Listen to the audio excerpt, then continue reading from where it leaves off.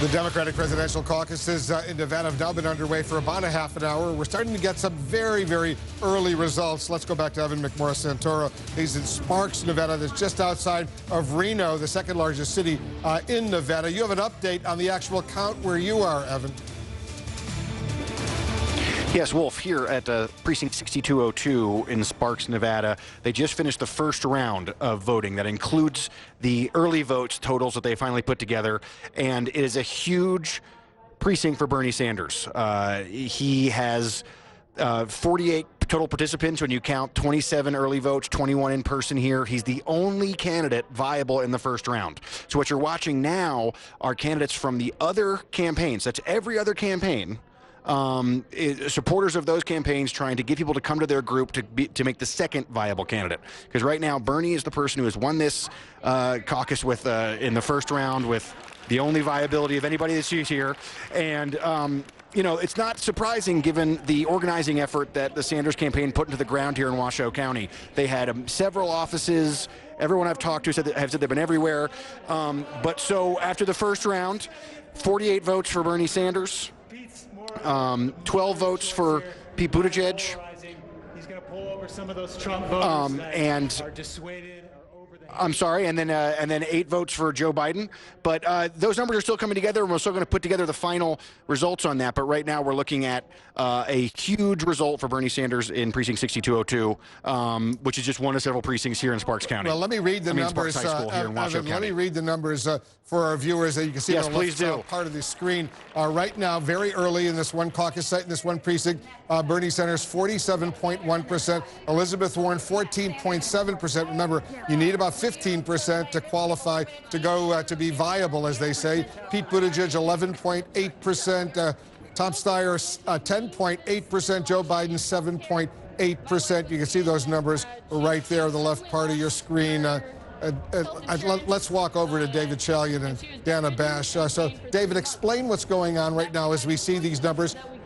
These are county delegates. Yeah, this is the actual exciting part of a caucus process, which is this in-person with your neighbors, cajoling and convincing that goes on in this realignment process. And what you have here, if you look at those numbers on the side of the screen, what you see, Wolf, is, as Evan was saying, only Bernie Sanders is viable in this district. So all his supporters are locked in. They can't leave and regroup with someone else. But everyone else listed there, whether it's Buttigieg or Biden or Steyer, Klobuchar, Warren, they have the ability to try and form a viable group. They can't pull from Sanders. Those folks are locked in.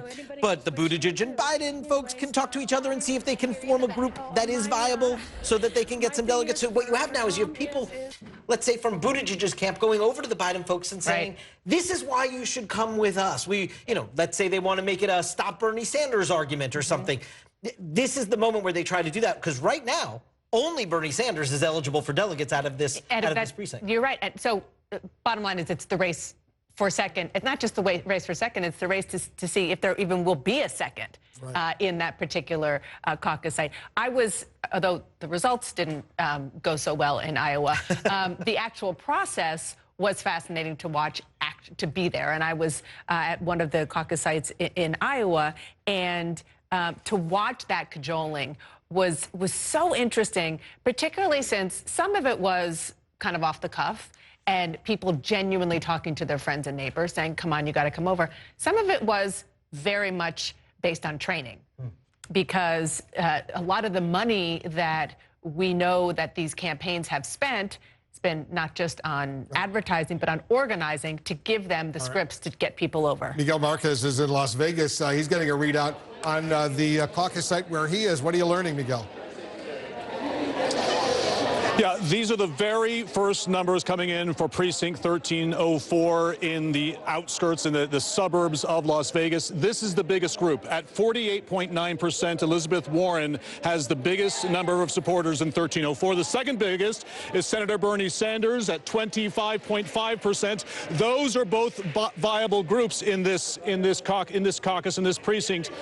Pete Buttigieg's supporters are here. They're at 12.8%, so there may be some realignment that will make the Buttigieg campaign viable in this second round. We have one person for Yang over here. We have one person for Joe Biden here, and we have a few people for Klobuchar. She's at 8.5%. Both Biden and Yang are at 2.1%. So we're about to start the second half, the second go-round, so that they can align that second alignment. They will also at some point add in those early vote numbers, and then we'll see how all the candidates do completely in precinct 1304. All right, the second round is about to begin. We're going to see how that unfolds. We're waiting to get more numbers from these caucus sites around Nevada. Much more of our special coverage right after this.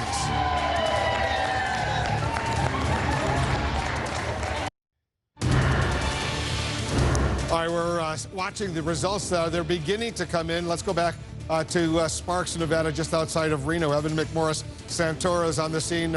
Let's listen in. Let's hear what the results are. Evan, give us the results. Or actually, you see Sanders 47.1%, Elizabeth Warren 15.7%. That's critical. 15%. You're viable if you get 15%. She's clearly viable right now. You see Pete Buttigieg 11.8%, Tom Steyer 10.8%, Amy Klobuchar 7.8%. If you're under 15%, you're not viable. Evan, set the scene for us over there where you are. So it's just fascinating to watch these caucuses occur. I'm here at 6202, the precinct in Sparks, Nevada. And, you know, what happened was here at this precinct, you need 16 people for your candidate to be viable.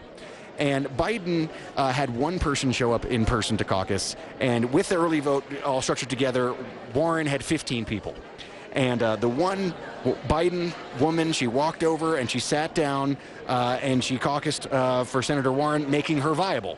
So now we have a huge group, the vast majority, who caucused for Senator Sanders, and he's viable, been viable since the beginning. And then when this one woman just walks from one side of this bleacher to the other side, Warren becomes viable. Just an amazing thing to see actually happen in person, how something so small can actually be a big deal for candidates and campaigns that work so hard to get delegates out of these places. It certainly can be. So they're basically, what are they doing now, Evan? So now they're going through some more of the second level of counting. They've done their second round, and they're going to be doing more of checking out who is doing, who's going to come out of here with delegates. As you can see, the woman who's running the caucus is a volunteer for the Democratic Party. She has a script. She's sticking to it. And she's got an iPad, and she's just going through the numbers. And as she goes through it, it helps to understand what's going on. All right, let's check in with another caucus site at the Bellagio Hotel in Las Vegas. Lucy Kavanaugh is on the scene for us over there. What's it like, Lucy, over there? Who are the viable candidates so far? Hey, Wolf, it's interesting. It hasn't really been a nail-biter here because you can visually see who the viable candidates are.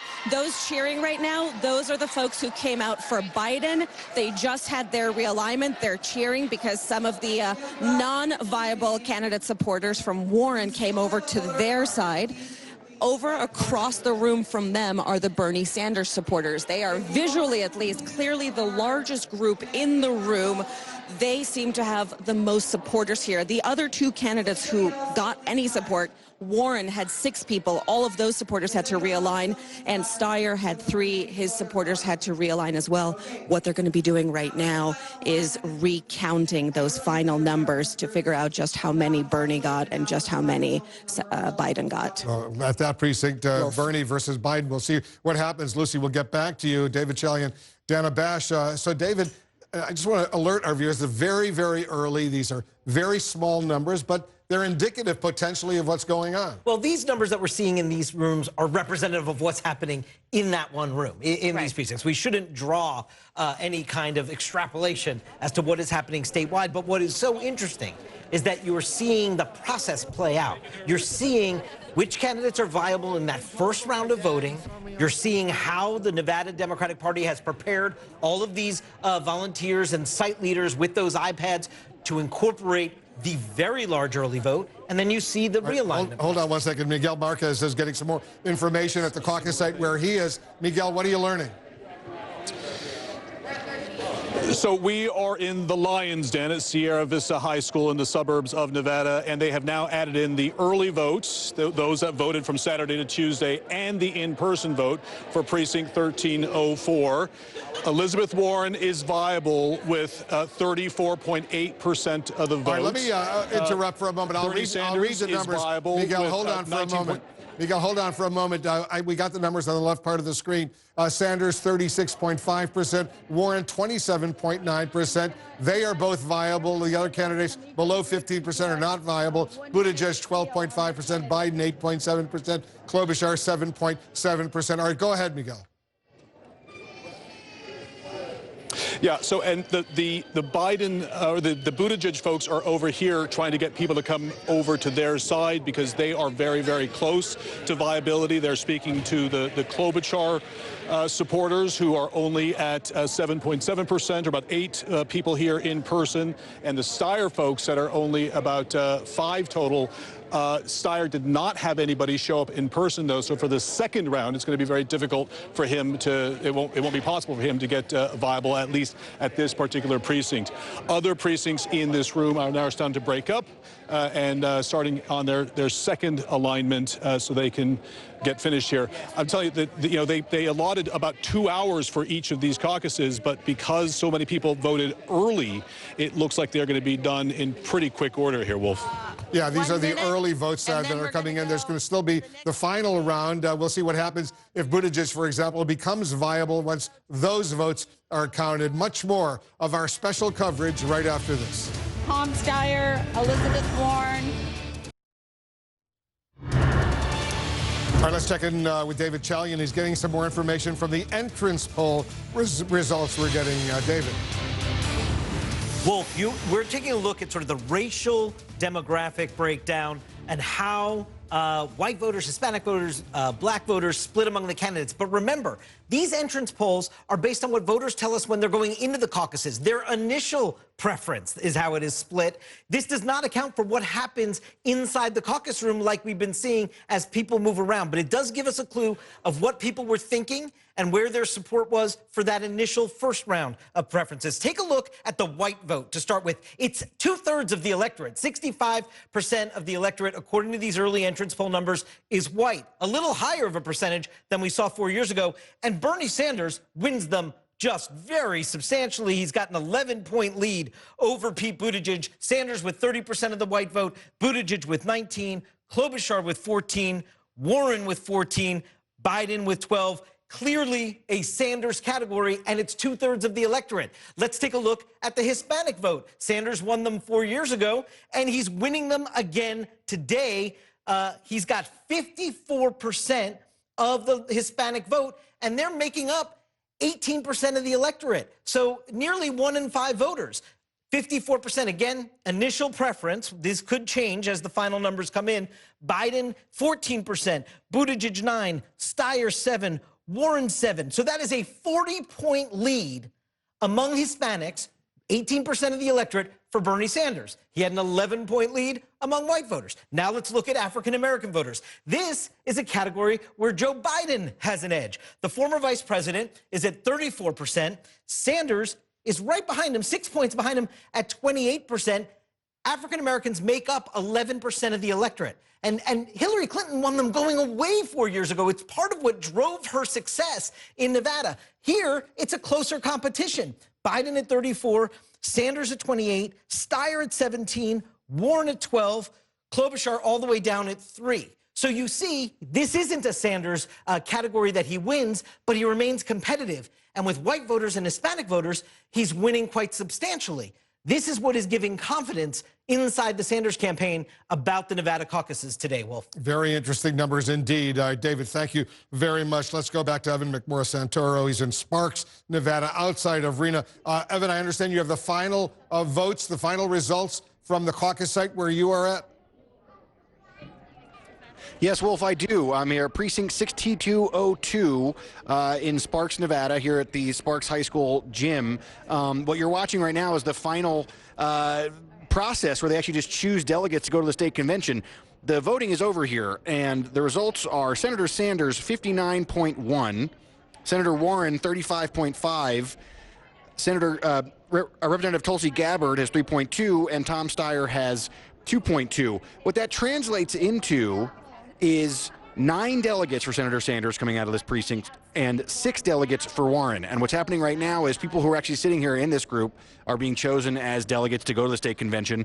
But at the end of this process, Bernie, overwhelming winner in the vote, and he walked away with 9 delegates. Warren comes in second after a woman moved over to make her viable, coming with 6 delegates. That's the story from 6202. All right, Evan, thank you very much. Dana and David are here, so let me get your reaction. This is very early, but clearly Bernie Sanders, at least in this one caucus site where we are, Elizabeth Warren, they've done well. Yeah, listen, and it mirrors a little bit of what we're seeing in the entrance polls as well that we've been talking about in terms of Sanders' strength today in Nevada. But, Wolf, what is so interesting here, you'll recall, only Bernie Sanders was initially viable in this district that Evan was at. Then they did the realignment process, that second final round of voting, and you see that Warren was able to woo enough support to earn delegates. And this is what is so important. If you think about it, it's so important to who wins Nevada, and it is so important when you think about the delegate race for the nomination overall. It is when you are awarding things proportionally, you can be somebody who prevents the #1 candidate from getting a majority. Bernie Sanders has a big lead in that caucus site, but Elizabeth Warren, by becoming viable, gets a chunk of the delegates. And so it's not a winner-take-all kind of an event.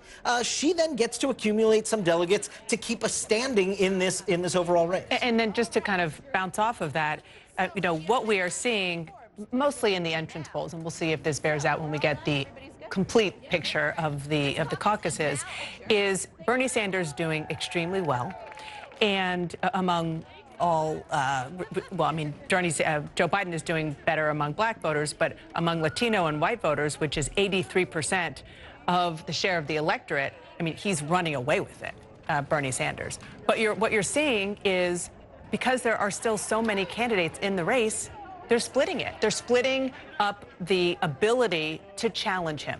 And that is a very real reason, at least in the short term, looking at these numbers, why Bernie Sanders continues to do so well.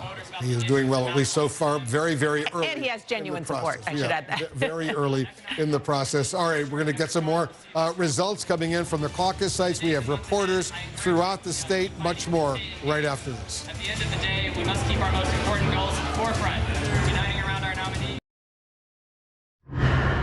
We're waiting for more results from the actual caucus sites. They're coming in, but in the meantime, I'm going to go back to David Chalian. David, you're looking at these entrance polls results, and you're learning when folks in Nevada actually made up their minds. Yes, and these different results that we're showing you right now, Wolf, I think tell the story really well of what's happening overall with Bernie Sanders. But yes, we asked people, when did you make up your mind? Well, people that decided in the last month, you see a pretty close competition, but one that Bernie Sanders is very much a part of. He's got 21% of those late deciders.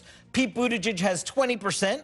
Klobuchar 17, Biden 14, Warren 13. This is a competitive category, but remember, Bernie Sanders is also competitive here. Now I want to show you those that decided before a month ago, the early deciders. This is a category Sanders is running away with, and this is a pattern we're seeing over and over again.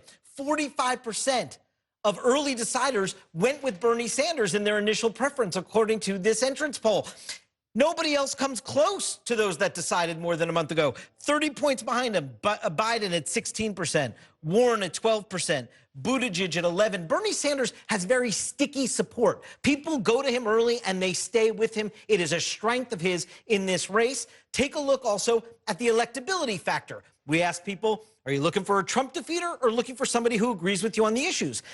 Among those, which is nearly 2/3 of the electorate, or 63%, say they're looking for somebody who can defeat Donald Trump. Once again, it's not a Sanders runaway category, but he's competitive in it, and it's a big category. Sanders at 23%, Biden at 19%, Buttigieg 17%, Klobuchar 14%, Warren 13%. Competitive, Sanders on top.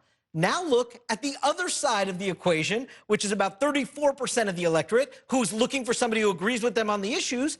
And yet again, Sanders is running away with this category, 57%. 46 points behind is where you find Elizabeth Warren at 11%. 10% say they like Buttigieg. Biden in 8, Steyer in 5. This is the story of what we're seeing. Bernie Sanders' strong categories, he wins overwhelmingly. They may be a smaller slice of the overall electorate, but in categories, even if it's a big slice of the electorate, and it may not be his strongest suit, he is running very competitively. This is what a strong candidacy looks like and why Sanders has this early lead in Nevada. Very significant indeed. All right, David, stand by. Dan and John King are here. What about this? It looks like Bernie Sanders is getting ready to be really happy. Look, one of the most significant numbers that David just put out there matches a trend that we have seen in a few national poll numbers coming out. And now this matches in a more important way because they're actual votes. And that is the head and the heart when it comes to Bernie Sanders are starting to come together. What I mean by that is people have been flocking to him who are his supporters because they like what he believes in. But at least early on in the process, they overwhelmingly said it was Joe Biden who would be best to beat Donald Trump. And that has changed even among, in this particular electorate, the caucus goers. 23% of 23% say Bernie Sanders would be best against Donald Trump, and only 19% say Joe Biden. I mean, that is really significant. And again, you could argue, well, that's because this is obviously a really good day and night for Bernie Sanders in Nevada. But it's not just that. It matches the overall national picture. And that is why people are looking at Bernie Sanders saying, you know, he's the guy to beat right now. You know, John, it's still early, but we're beginning to get a feel of what's going on. Yes, and so you see, if you look across the board, David went through the numbers, whether it's Latino voters, a big Sanders lead, African-American voters, Sanders is very competitive. Liberal voters, he has claimed that lead. Over the summertime, we saw a competition between Elizabeth Warren and Bernie Sanders for the liberal progressive part of the race. Bernie Sanders owns that now. So what does he have in this race? He has a very unique lane. The progressive lane, but also the familiarity lane, which Joe Biden has lost. He's going into the Latino community. He's going into the African-American community. Communities that traditionally want to know you, want to trust you, want to know if they can trust you. And he's doing very well there. So what has the knock on Bernie Sanders been? That he can't put together a big coalition, that he can't beat Donald Trump. Well, what is he doing today? He's putting together the broader coalition. He's reaching into moderates and conservatives as well. And so it's the third contest. There's a long way to go. But if you look at this, one of the things you see early on is that there will be pressure. The question is from where to convince some of these moderates to get out. In the idea that if Bernie Sanders has that lane all to himself. But the fun part for me, the interesting part for me, is that Bernie Sanders, rightly so, says, I'm the anti-establishment candidate. Who is the establishment? Remember when we covered the Bill Clinton White House? You had elder statesmen like, you know, Vernon Jordan and Bob Strauss, Ron Brown back in that day, could pick up the phone, could cut off your money, could tell a candidate, get out of the race. That world doesn't exist anymore. You can raise money off the internet. There's no central party structure. So as long as these other moderates think there's delegates to be gained or there's an opportunity somewhere, somehow down the road, they stay in and Bernie Sanders will benefit. Yeah, so, and I think you've just hit on the two major things. We still see this split in the moderate lane. Nobody's getting coalesced around by the voters. But the other side of that coin is that Sanders is competitive there. I mean, so he has this whole part of the party that is with him rock solid, but he is not a zero in this other part. John said he's doing that coalition expansion. And what is amazing is that it's like two punches. Nobody on that moderate side can be the single anti-Sanders. That doesn't seem to be existing yet with voters. And Bernie Sanders gets to have a say with that wing of the party as well right now. He's winning over people who are looking for electability. He's winning over these moderates. And this is one of the, we talked about the split among moderates, or just the split among non-Bernie Sanders voters. We saw this movie in 2016 on the Republican side. And you saw in the early contest, even where Donald Trump did win, he didn't win with a huge share of the vote. He won because he did the best out of a number of voters, a number of candidates vying in the contest. And that helped Donald Trump do well. He had a movement. Bernie Sanders has a movement. And so far, particularly in Nevada, it looks like there's the same sort of dynamic. The biggest difference is winner-take-all rules in the Republican. Yeah, that's so true. Donald Trump was winning with 27, 28, 29%, getting all the delegates. The Sanders, you know, if he wins Nevada big today, he'll get most of the delegates, but he won't get all the delegates if other candidates are viable. And so that's the great moderate hope, if you will, that eventually the field consolidates and gets against him. But back to David's point, you know, George H.W. Bush used to call it Big Mo.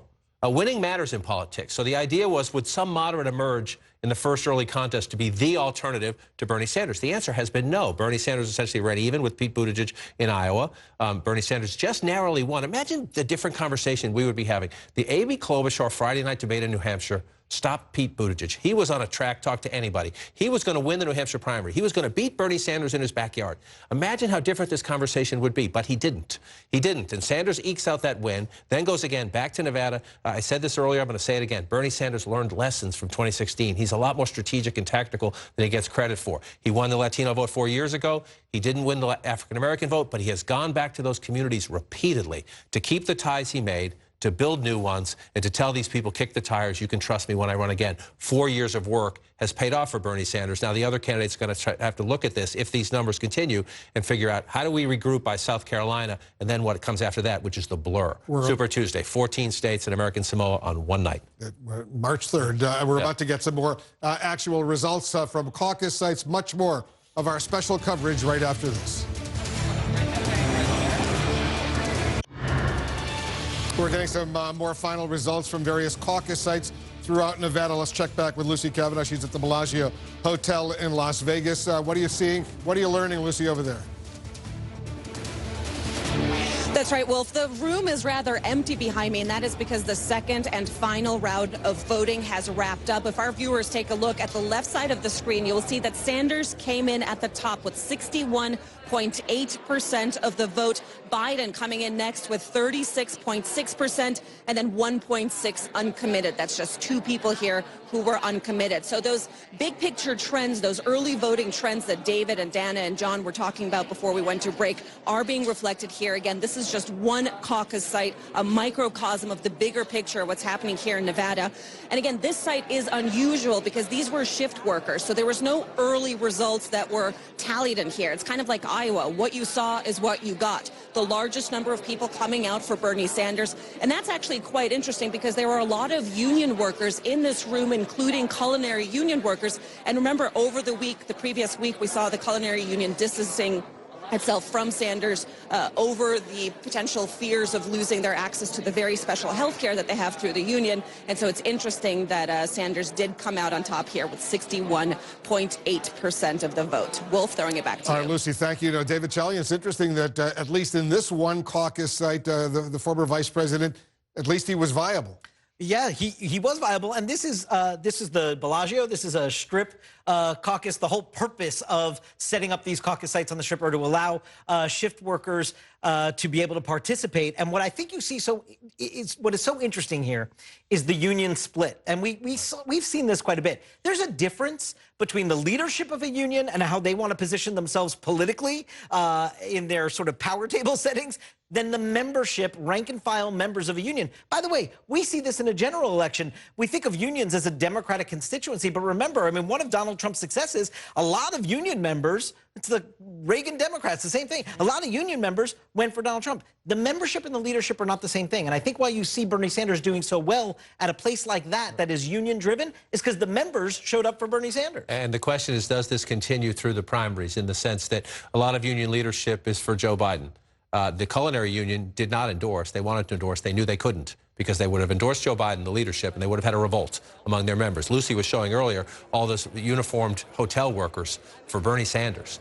This is a major issue here because a lot of these union workers feel they keep giving up in negotiations. Yes, they have their great health care plan, but they keep giving up to keep it. They keep making concessions. And Sanders has made inroads by essentially saying you can't trust the establishment. Again, their leadership is part of the establishment. So does this continue as we go on to other states? Bernie Sanders won Michigan against Hillary Clinton last time. How does the labor vote break down there? There are other labor unions are not as big as they used to be, but it's going to be fascinating to watch. And then within the labor union, the industrial unions versus the blue-collar unions versus the service unions, and watch how this all plays out. In New Hampshire, for example, you saw the firefighters trying to come to Joe Biden's aid. They're strong where they're strong. But does this split continue? And to David's point about as we look to a general election, it's a long way down the line, I'll just give you Macomb County, Michigan.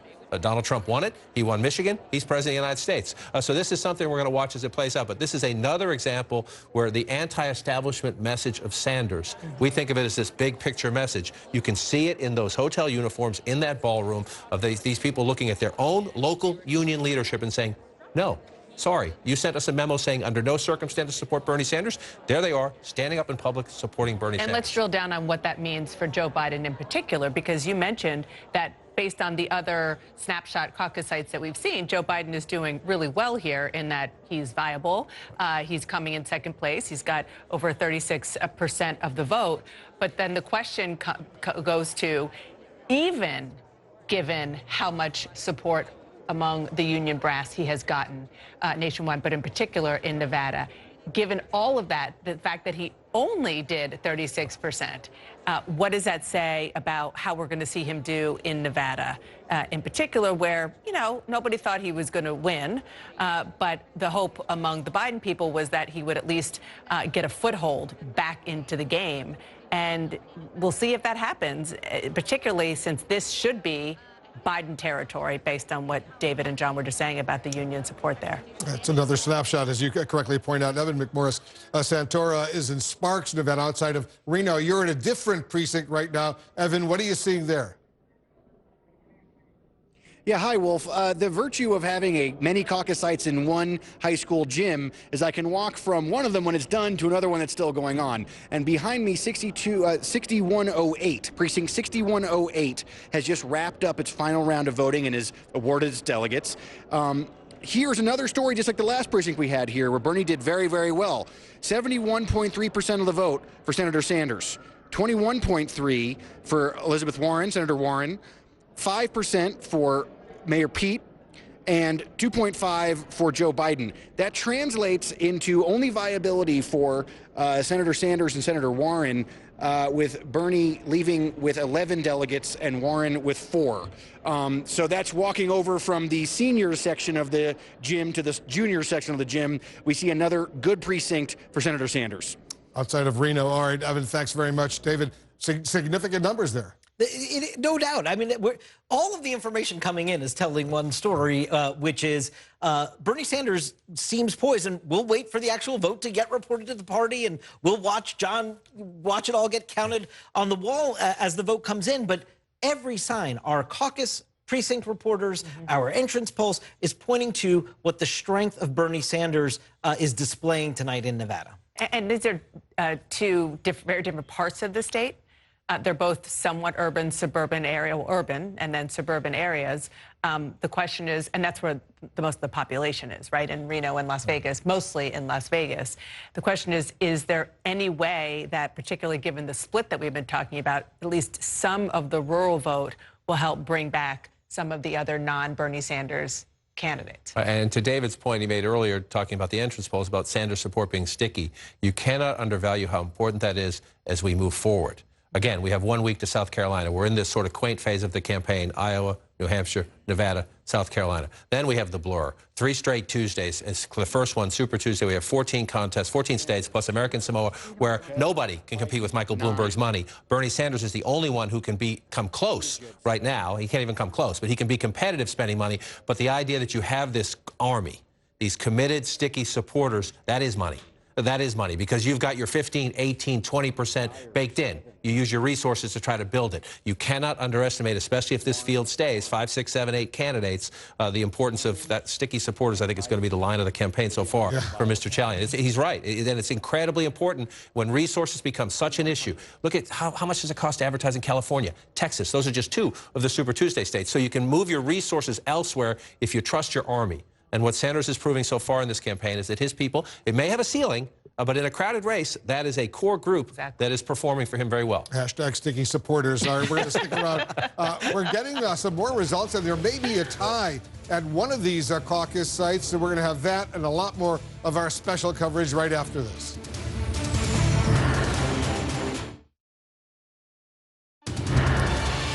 All right, let's check back with Miguel Marquez. He's in Las Vegas right now. We're getting some more results. What are you learning over there now, Miguel? We are. So the entire caucus is done for precinct 1304 and many of the other precincts here at Sierra Vista High School.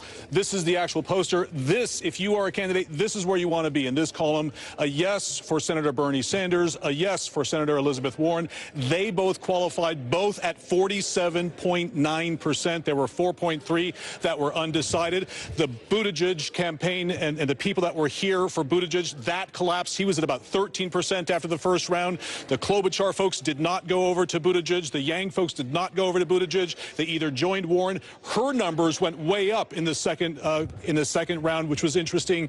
The other thing that was interesting is that the Klobuchar folks, they didn't have a captain here, so they weren't able to advocate on her behalf. I want to talk to Kathy Klass here. Hello, Kathy. How are you? Fine. You are the captain of this particular precinct. How did it go? I think it went pretty well. I mean, we had the usual hiccups, but we had an enthusiastic group of participants. Everybody was cooperative, and we got done pretty quick. That's certainly That's the liked success. by everyone, yes. Right. Getting done quickly is always a good thing in these caucuses. The other ones are already done, the other precincts, so they're going to be adding up all 15 precincts at this particular caucus, and then we'll have a better idea as the night goes on of how Nevada plays out. Wolf? We certainly will. All right, Miguel, we'll get back to you as well. John, what do you think so far? It's very early in the process. We don't have statewide numbers coming in, but we're getting bits of indications, especially from the entrance polls. And you're getting some glimpses from our correspondents on the scene here that the volunteers and the local Democrats who are doing this seem to have learned a lesson from Iowa, knock on wood, that the counting goes well and the reporting goes well. But they seem to understand. They seem to understand, okay, Iowa didn't do this so well, let's make sure. Let's double check, triple check. And they seem to have a good plan. I think the early voting here is going to be a factor in this as well, as that so many people voted early. You had less chaos in these gymnasiums and other sites. I just, again, to another point as we go forward from here, the point that Miguel Marquez just made. Amy Klobuchar did not have a precinct captain here. Now, she's a candidate who's trying to slingshot, right?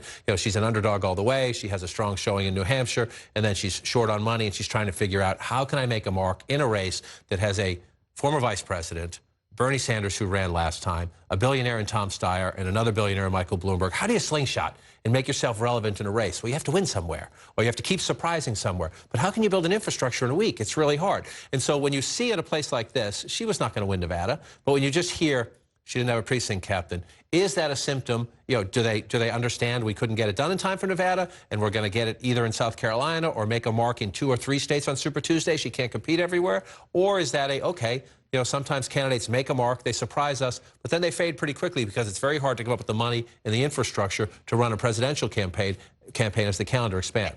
And she did play in Nevada. I mean, when she had her bump. And this is one place. I'm sorry to interrupt. I don't want to beat her up. It's only one precinct. It's only one precinct. So she might have had people elsewhere, but she might. And there are lots of precincts, to be fair. But the money that she got from her really good finish in New Hampshire, she spent some of it on ads in Nevada. Yes, she's looking ahead. I mean, she's going to be in March states to keep going. But I think that the fact that it wasn't just her, it was none of the other candidates in that particular snapshot precincts, besides Bernie Sanders and Elizabeth Warren, that were even viable. That actually tells a different story than what we've been seeing and talking about all night, which is the splintering of the the non-Bernie Sanders vote. But that doesn't mean that that's not a very real dynamic. That is what is going on in Nevada, and will as we see the later states. Yeah, so we're standing by to get some actual results very soon. David Chalian, you're getting some more information from our entrance polls, I should say. That's right, Wolf. We're taking a look at the issue of health care because voters heading into the Nevada caucuses today told us this was the most important issue. 43% of them, anyway, told us that it mattered most to them. 25% said climate change, 18% income inequality, only 9% foreign policy. Among those healthcare voters, I want to show you how they split in their initial preference of candidate as they were heading into the caucuses. It is a Bernie Sanders category. 39% of those voters that say healthcare was most important to their vote, he wins them. Biden, 22 points behind him at 17%, Buttigieg at 15, Warren at 11, Klobuchar at 9. We also asked about whether or not people were supportive of a government-run program instead of their private insurance.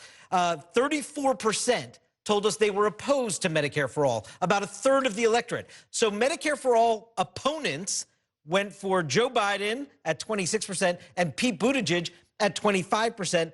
Klobuchar at 19%. And you should start paying attention to this name, too, Tom Steyer, who is yet a new entrant in terms of getting support tonight, unlike in Iowa and New Hampshire, in various categories, another non-Sanders candidate competing with some of these others. Of course, Sanders all the way down at 8% among these Medicare for All opponents. But take a look at where Sanders is among supporters of Medicare for All. It's a big chunk of the electorate, 63%.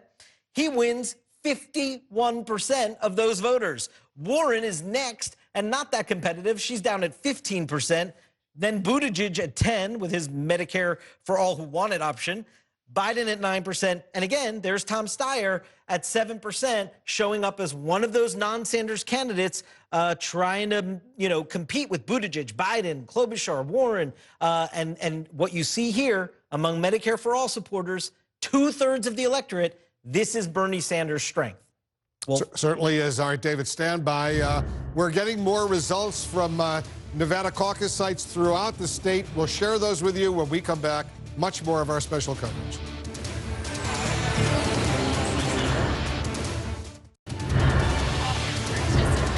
Pretty crowded at that one caucus site in East Las Vegas, Nevada. The crowds are there. We're about to get some results from there. We'll check in shortly. In the meantime, I want to go back to Brianna.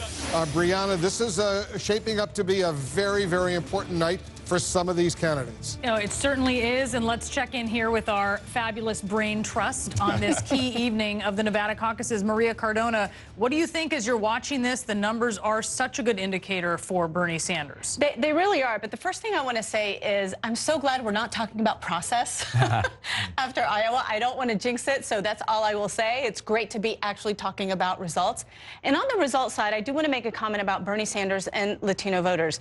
I know that the entrance polls in 2016 had him beating Hillary on Latino voters. That's actually not the case. In a precinct-by-precinct analysis, she beat him out, not by a huge margin, but she beat him, which makes today even more significant, I think, for Bernie Sanders, because you have to give credit where credit is due. And I did not support him in 2016, but he has done a phenomenal job in reaching out to Latino voters, and it has really shown, and you really have to give him credit for that. And the other point I'll make is that this is another reason why I think that has worked so well for him. 65% of the Latino population are millennials. So that has worked really, really well for him. And they came out in 2018. Latino millennials outperformed, and it looks like they might be doing the same thing this year. Paul, I wonder how you reflect on what we're seeing this evening. Also, just from the point of view of someone who has been in Democratic politics for a long time and knows certainly how moderate and establishment Democrats feel, they're looking at this thinking, all right, this could be, we could be cruising, this could be the beginning of really the beginning, right, for Bernie Sanders. This could be what it's going to end up as. He tweeted out earlier today a shot at the Republican establishment, the Democratic establishment. Dude, you are the establishment. If he wins like we think he may, he's going to be the dominant figure in the Democratic Party. And here's why. The structure of the race is coming, I think, into focus from these entrance polls and also from previous performance. Among the very liberals, the separation from first to just second is 35 points. Among moderates, from first to fourth is just 9. So you have this huge traffic jam in a moderate lane, and on the left lane, Bernie has lapped the field. That's his job. I give him credit for that. But don't tell me you're not the establishment. His second time running. He's running in a caucus in large, which is way helpful to liberals, right? Because it's a restricted participation. That's because he's been in there influencing the rules. He's been in the middle of this, creating this, and that's a good thing. But just don't give me this baloney that you're not the establishment. I think as we look at this, I think that everyone can say, watching this process, that caucuses are problematic in general. Yes.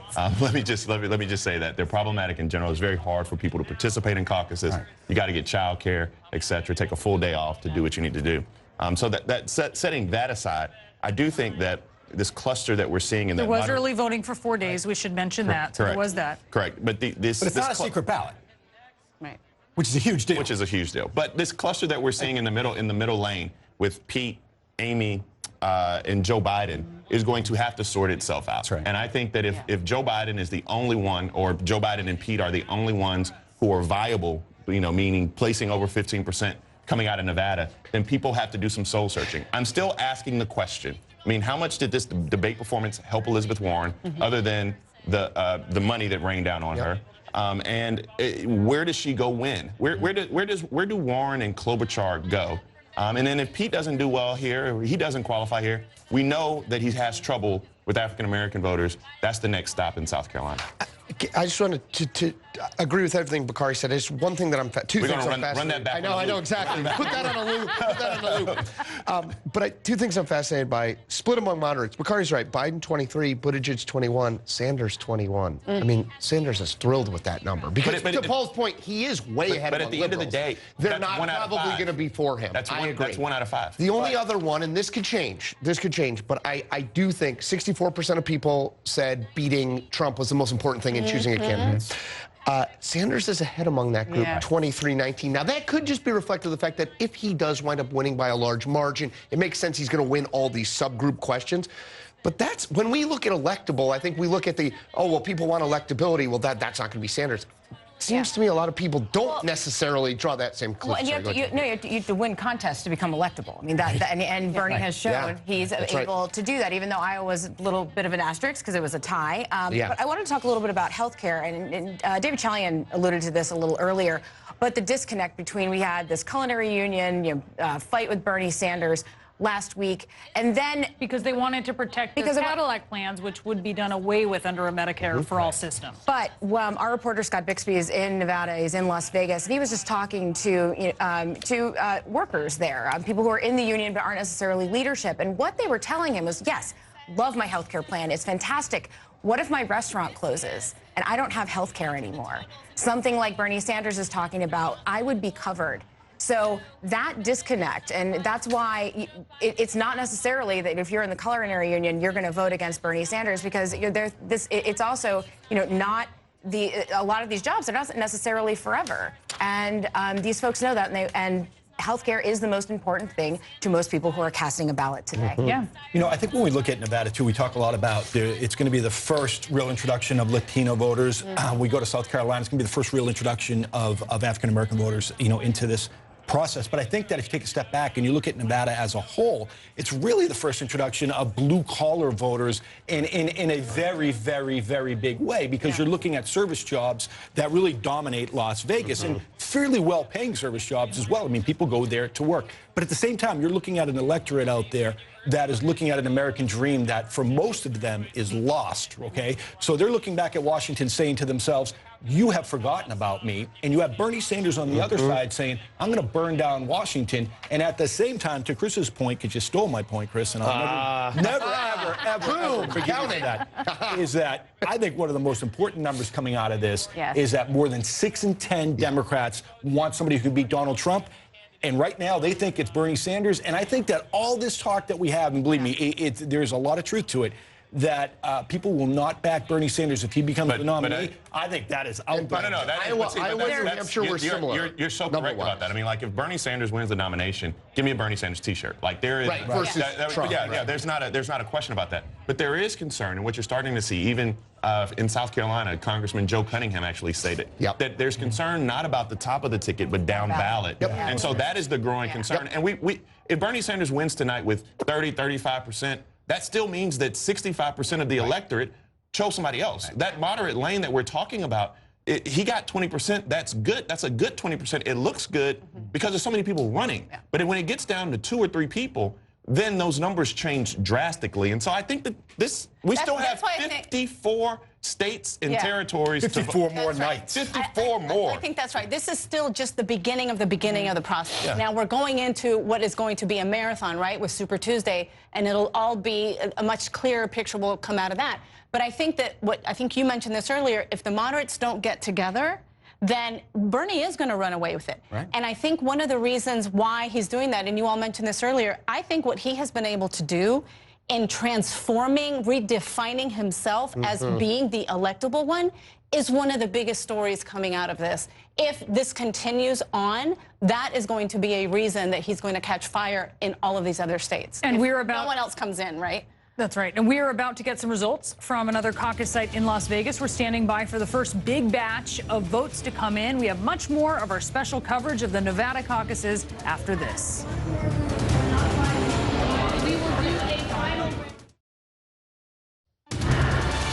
We're standing by to get more results from caucus sites throughout the state of Nevada. Let's check in with Ed Lavandera. He's in Las Vegas for us. Ed, pretty crowded where you are. So, come on. So you have 1 minute. Ed, can you hear me? Yeah, Wolf, I can hear you. We are at, they're about to begin the realignment process of this particular precinct. We're at the East Las Vegas Community Center. And in this precinct, this is precinct 4605, we have the numbers from the first round of voting.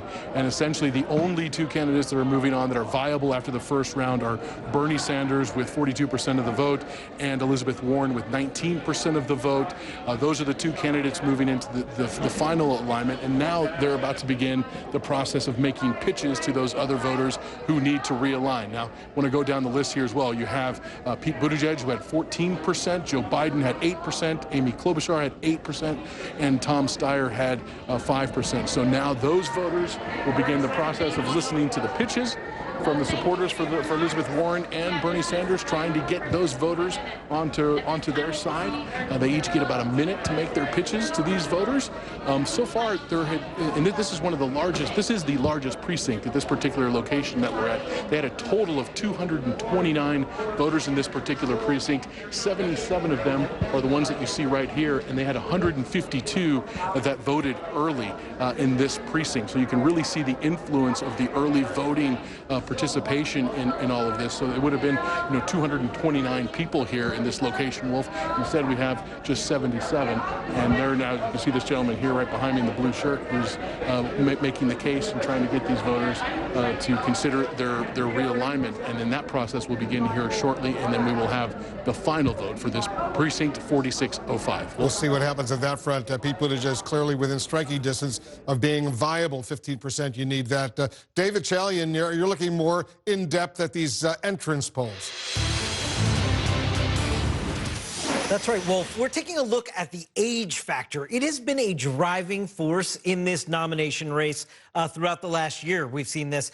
Take a look at the breakdown of the electorate today in the caucuses. You see 17% are between the ages of 17 and 29 years old, 21%, 30 to 44, 35%, 45 to 64, and 27% are 65 and older. I want to look at that young portion of the electorate, the 17% that are between the ages, we're taking a look at 65 and older here. The senior citizen side of the electorate.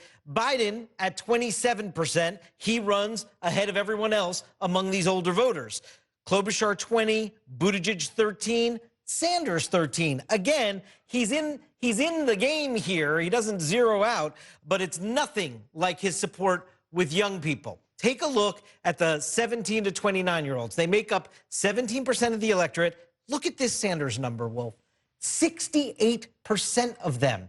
The oldest guy in the race courts this fervent support from young people. Pete Buttigieg is at 10% support of these 17 to 29-year-olds. That is a 58-point gap. Yes, it's only 17% of the electorate. We saw younger voters made up a larger share in Iowa, slightly smaller share in New Hampshire than they do here in Nevada. But this is a huge victory group for Bernie Sanders, and we've seen it all year long. This is part of the fire of his base of support, is the support from young people, Wolf. That's very significant indeed. Dana, the young people, at least who are participating in the Nevada caucuses, they like the 78-year-old guy. I mean, look, this has become so ingrained in what we know about Bernie Sanders that you kind of sometimes forget to stop and mention how remarkable it is. 78 years old, nearly 7 in 10 of the voters who are 17 to 29 years old say that they prefer him. I mean, it's really stunning. And the youngest guy out there who you would think, not knowing anything about Bernie Sanders, his history or the base of support he has, Pete Buttigieg, he doesn't even come close. I mean, he's way down at 10% with those voters. Again, familiarity. Sanders is consistent. He has appealed to the space 4 years ago and throughout the last 4 years and now in this campaign.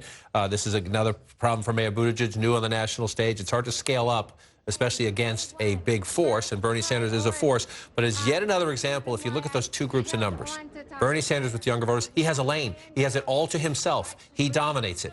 Among older voters, that was supposed to be Joe Biden's lane. He thought that would be his lane. To be at 27% as opposed to 35 or 40%, that's why Joe Biden is struggling in this race. One other quick point from where Ed Lavandera was a moment ago. That's the second precinct in a row, as you go around to our correspondents. It's not scientific, it's anecdotal, where you had Sanders and Warren as the only ones viable. This is a test for Elizabeth Warren. She had a very strong debate the other night.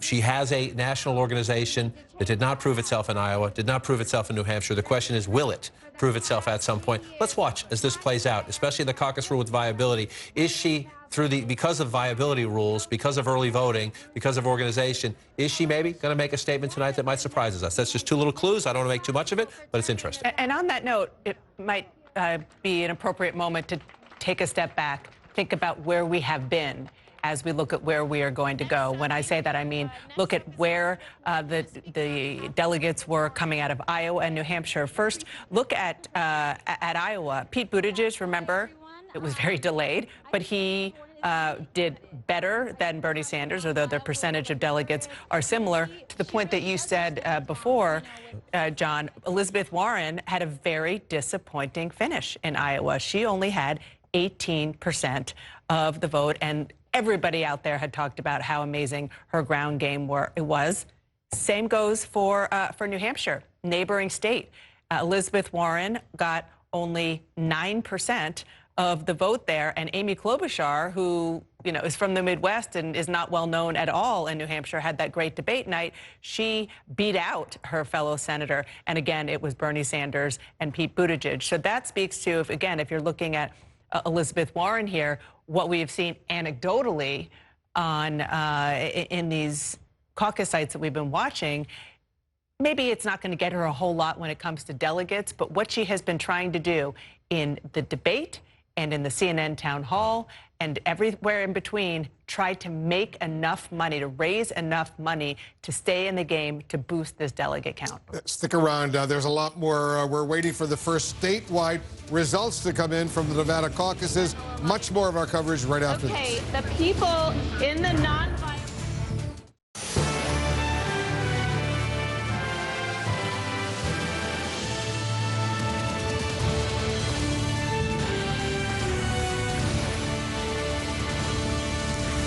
Welcome back to our special coverage of the Nevada Democratic presidential caucuses. I'm Wolf Blitzer in the CNN Election Center. We want to welcome our viewers in the United States and around the world. Let's check in with Miguel Marquez. He's at a key caucus site out there in Las Vegas, Nevada. I understand, Miguel, you've got some final results?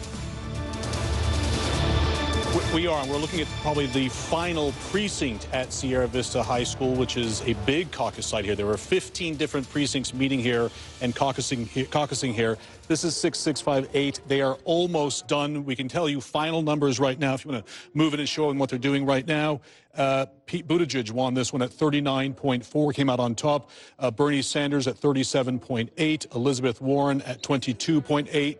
All three of those individuals in this precinct are viable. So what they're doing now is trying to figure out how many delegates each one of those individuals will get. Interestingly, Joe Biden, Klobuchar, they did not get any votes, not only in person here today, but in early voting as well. So interesting to see how many of these places are playing out. I've collected numbers from about 9 of the precincts here, and it is a mix. Joe Biden did well in some, many of them. Bernie Sanders did very well. Pete Buttigieg seems to be in the race in many of them. Klobuchar didn't do well in some.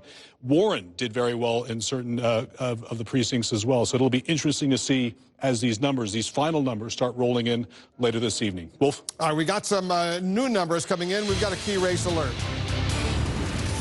All right, take a look at this. Very, very early, 1% if that, of the precincts reporting. But you can see Bernie Sanders is on top with 422 votes. These are popular votes. Elizabeth Warren, second place, 350. Pete Buttigieg, 279. Amy Klobuchar, 231. Joe Biden 215. Tom Steyer, 9. Tulsi Gabbard, 1. This is an important reminder. These are early popular vote results based on select precincts throughout the state. They may not, repeat, they may not be representative of how the overall state is voting, but some early numbers. Let's go over to John King. Let's get a sense of where these votes are coming in from. Well, let's celebrate that we have votes. We'll see how the rest of the place step through, but progress, a good first sign. Look, I just cannot say this enough. Wolf just said it. I just want to say it again. These are very early votes, final round voting from a very small area up here in Washoe County. You look up here, 422, 350, 279, 231. You move on down through here. This is a final round popular voting. It's math. We have to wait till they allocate the delegates in these precincts. But what it does tell you is in the places where you've seen our correspondents on the scene, the great thing is to have these caucus cams live on site. They're getting their work done, they're getting their count done, and they're getting the report in. We pull this out to statewide. Again, that's 1% statewide. It's 3% in this county in the northwest quarter. The second largest county, 15%. Second largest county at 15%. So it's progress. It's very early on. Oh, look at that. Look at that. Some from Clark County down here as well. Again, 3% in this county reporting here. Sanders with a very healthy lead there, 1193, 635, 342. Elizabeth Warren down there. We go all the way down, get everybody in. 1 vote for Tulsi Gabbard. Again, we got to get more precincts in. Then they do the allocation of delegates based on their delegate math. It is the delegate math that matters at the end of the night. That's what it's about. You get delegates to the state convention, then delegates to the national convention. That's how we judge the winner. But if you're looking at the early vote, Senator Sanders ahead with the very, very early results from Clark County. Sanders ahead, very, very early results in Washoe County. And we'll watch as this plays out. This, number one, the early results tell us the entrance poll suggested Senator Sanders was having a strong day. The early results seem to back that up. And number two, we're actually getting results, which we're going to celebrate. We like getting results. At least we can say some precincts have reported. Yes. Remind us what these two important counties, that's the bulk of the population of Nevada, Las Vegas, and Reno, what happened 4 years ago? Well, if you go back, let's just circle this right now. Let me circle this for just so we have it. Bernie Sanders winning up here. Bernie Sanders winning up here. Now we'll go back in time to 4 years ago. This is the Clinton-Sanders race here. Hillary Clinton won Clark County, and she won it quite convincingly. Bernie Sanders did win up here in Washoe 4 years ago. If you go back in time, go all the way back to 2008, it was Hillary Clinton and Barack Obama. So these two counties have gone back and forth in the last two competitive Democratic races. Tonight, they're staying. Oh, we lost. I got to come back to the final vote here. There we go. Tonight, right now, Sanders is winning in both. We're going to watch as this fills in. If Sanders can hold this and hold that, then guess what? The two largest counties, this one immensely bigger. If he holds those two, he's on the path to victory. We'll watch the rest fill in, Wolf. And again, as we count votes, then we'll get the breakdown for the delegates, which is what matters most. It certainly does, those county delegates. All right, stand by. David Chalian, let's dive deeper into these very early popular vote numbers. Yes, these very early popular vote numbers. And remember, we have two sets of them, and we have to explain why that is. It's what you've been seeing with our caucus reporters. But if I show you here, there's a first round of voting. People go in, they form their initial preference, which candidate's corner they want to be in. It is determined who's viable in that room, who can move on to the final round. And then there is a final round of voting. And you see the very early 3% precincts reporting popular vote numbers in that final round of voting. Wolf, the last column on this chart that I want to show you is this one that shows who's gaining in that realignment process, who is picking up vote between the first round and the final round, and who is losing it. So let's look at the guy on top right now, Senator Bernie Sanders of Vermont. In that first round of voting with these early precincts, 1,410 votes. In the final round, after he was viable and clearly was able to bring over some people who were with non-viable groups, he had 1,615 votes. He gained 205 votes in that process. Again, this speaks to why it's important to organize. Have a good organization. Teach those caucus volunteers how to operate in that room. When some candidates are not viable after the first round, bring them over to the Sanders corner. That's how he trained folks, and it's working for him. And take a look at the guy in the number 2 slot. Not a place we've seen the former Vice President Joe Biden in Iowa and New Hampshire. He was performing much worse. This is super early. Have no idea if this is how it'll end up at the end of the night when all the votes are counted. Only 3% precincts reporting. But his first round number, let me see if I could get rid of Sanders there to highlight Biden here. 742 in the first round.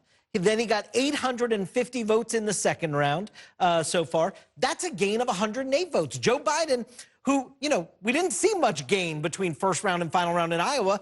We're seeing him grow some support there. And then you see Pete Buttigieg actually remarkably consistent between the two rounds. He's at 623 right now in the first round of voting, 621 in the final round. That's a loss of 2, probably in some precinct that he wasn't viable, and he lost those. And then Elizabeth Warren, you see down here, she had 617 votes in the first round in these early precincts that are just reporting in. 509 votes in the final round. She lost 108 votes, again, probably because, Wolf, she wasn't viable in some of these precincts, these early precincts that we're seeing. What about the other candidates?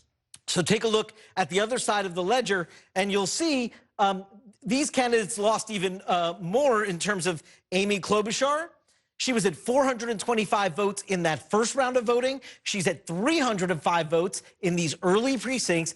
In that final round of voting, that's a loss of 120 votes. Again, she probably was not viable in many of these precincts. That's why you see her supporters went elsewhere. Where did they go? Look back at the other side. Remember, you're seeing Sanders, Biden, and now Buttigieg.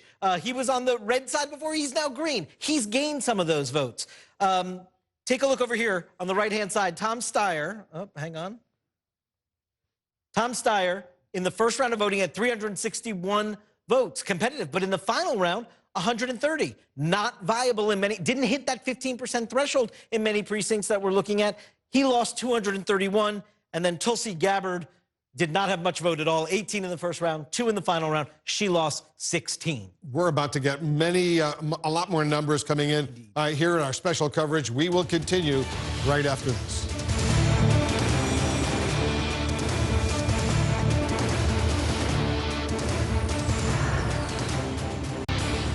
Let's check in. We have a key race alert right now. Take a look at this. 3% of the precincts in Nevada reporting Bernie Sanders atop 1,705. He's 831 votes ahead of Joe Biden, who's in second place, 874. Pete Buttigieg, 671. Elizabeth Warren, 609. Amy Klobuchar, 335. Tom Steyer, 130. Tulsi Gabbard, 2 votes right there. Anderson Cooper is joining us right now. Anderson? Yep, here with the panel. Let's get some quick thoughts on what we're seeing. Andrew Yang, what do you think so far? Oh, well, it's projecting to be a really great day for Bernie, which I think all of us expected. One thing I just want to put out there, I'm not sure why we're still using caucuses in some of these early states, that they're really bad for turnout. I mean, you're looking at 3% of Nevadans caucusing in 2016. This time it might be as high as 4 or 5%. In New Hampshire, with a primary, it's much, much simpler. You had 20% plus. And so if you're going to be a democracy and you're trying to empower voters, why would you make it harder for people to vote in your earliest nominating process? I have to co-sign on that. I mean, they were celebrating about 75,000 early votes in Nevada, which is just a minuscule fraction of the number of registered voters in the state. I think it really is... it calls into question, I think, the Democratic Party's commitment to that issue. But putting that aside, I mean, Bernie Sanders is not only doing really well, but he's showing that the rest of the field, it's going to be very difficult for them to catch up with him. He is building a coalition of support. It appears, based on what we know, that that is broader than he had the last time around. And if he finishes in Nevada with a wide gap between him and whoever is in second place, maybe the second place person will be rejoicing, but I think it will be a sign of things to come for Democrats as we go into South Carolina. It's just going to be harder for them to catch up with him. And this is a delegate game. He's going to get a lot of delegates, and I think that is going to be a momentum game for him as well. Also, I mean, the ideas that he is espousing, he has talked about them so much. Right. The rest of the Democratic Party have sort of come toward his direction. I mean, they're arguing degrees of universal health care. Well, and one of the stunning numbers that David was talking about tonight for Bernie Sanders is that even moderates, you know, he's doing well with moderates. People think of Bernie Sanders always a liberal. Well, he did well with all ages, all races, all levels of education.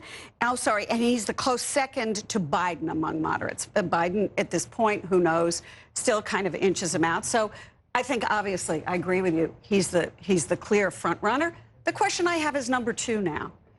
If, for example, Joe Biden is number 2 in this, and he may be far back as a number 2, or he may be close as, but say he's number 2.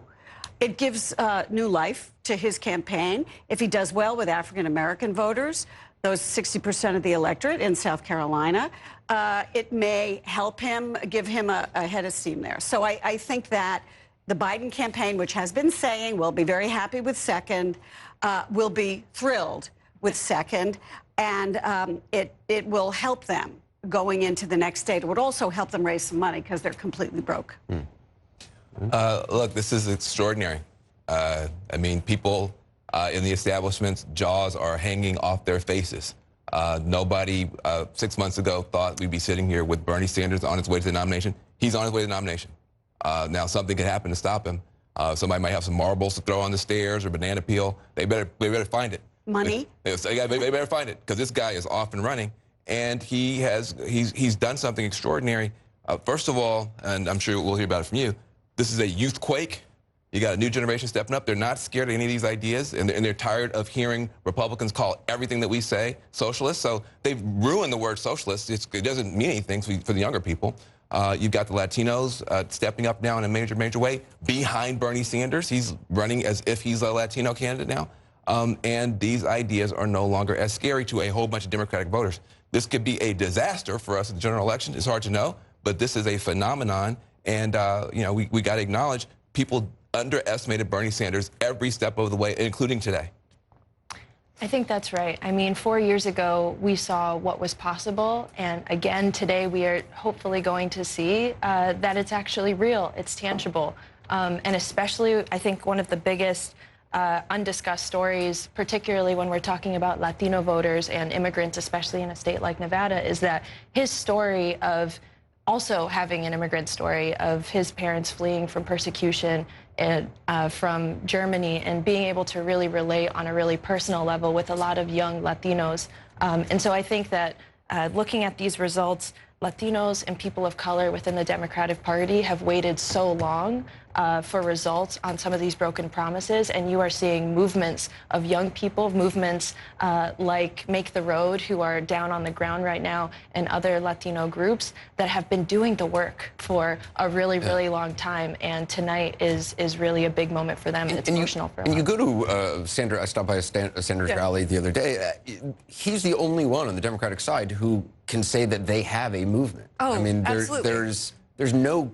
It's not even close. Now, I'm not talking about just numbers at rallies, but just enthusiasm and a sense of being part of something, as opposed to, oh yeah, I'll vote for this guy on election day. It feels much more like people who are part of something. Yeah, and there's the phrase that gets thrown around a lot in those rallies is fight for somebody else as hard as you would fight for yourself, which seems like such a bedrock of big D Democratic principles that I'm pleased to see that come out on the level that it has. I'm glad that that's the movement that seems to be taking storm. Especially, I mean, it makes sense when you're talking about Latino voters.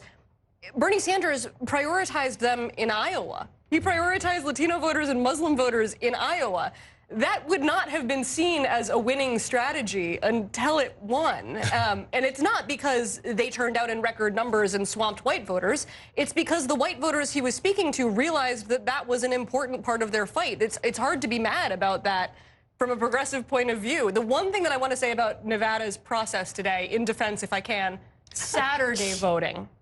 Like, if we want to make this a democratic process as much as we possibly can, let's vote on a day that most people have off. I do want to say the problem with the Bernie movement narrative is that he's winning with like 25, 26, 28%.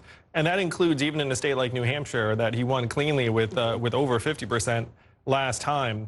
You have the other votes getting split up among 4 other candidates. Really, to me, the action after today is what happens among candidates 2 through 5. Right. Because they're going to have some very tough conversations. And then if the field consolidates, the question is, what percentage of the vote is Bernie getting? Right. I think what's important to recognize, though, is that what seems to be the case, at least looking at these numbers, is that Bernie Sanders is also doing well with moderates, too. So whereas I feel like that argument could be said for New Hampshire and Iowa, we're seeing that he is winning support across moderates, and it's less ideological, and it's more about who is prioritizing the needs of the working. This is the question, but people like winners in general.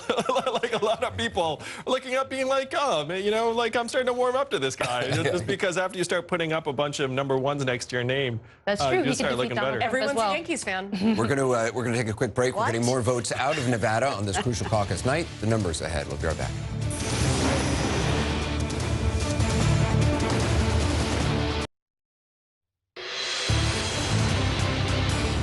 All right, we got another key race alert. More numbers coming in. 5% of the precincts now on the board. Take a look at this.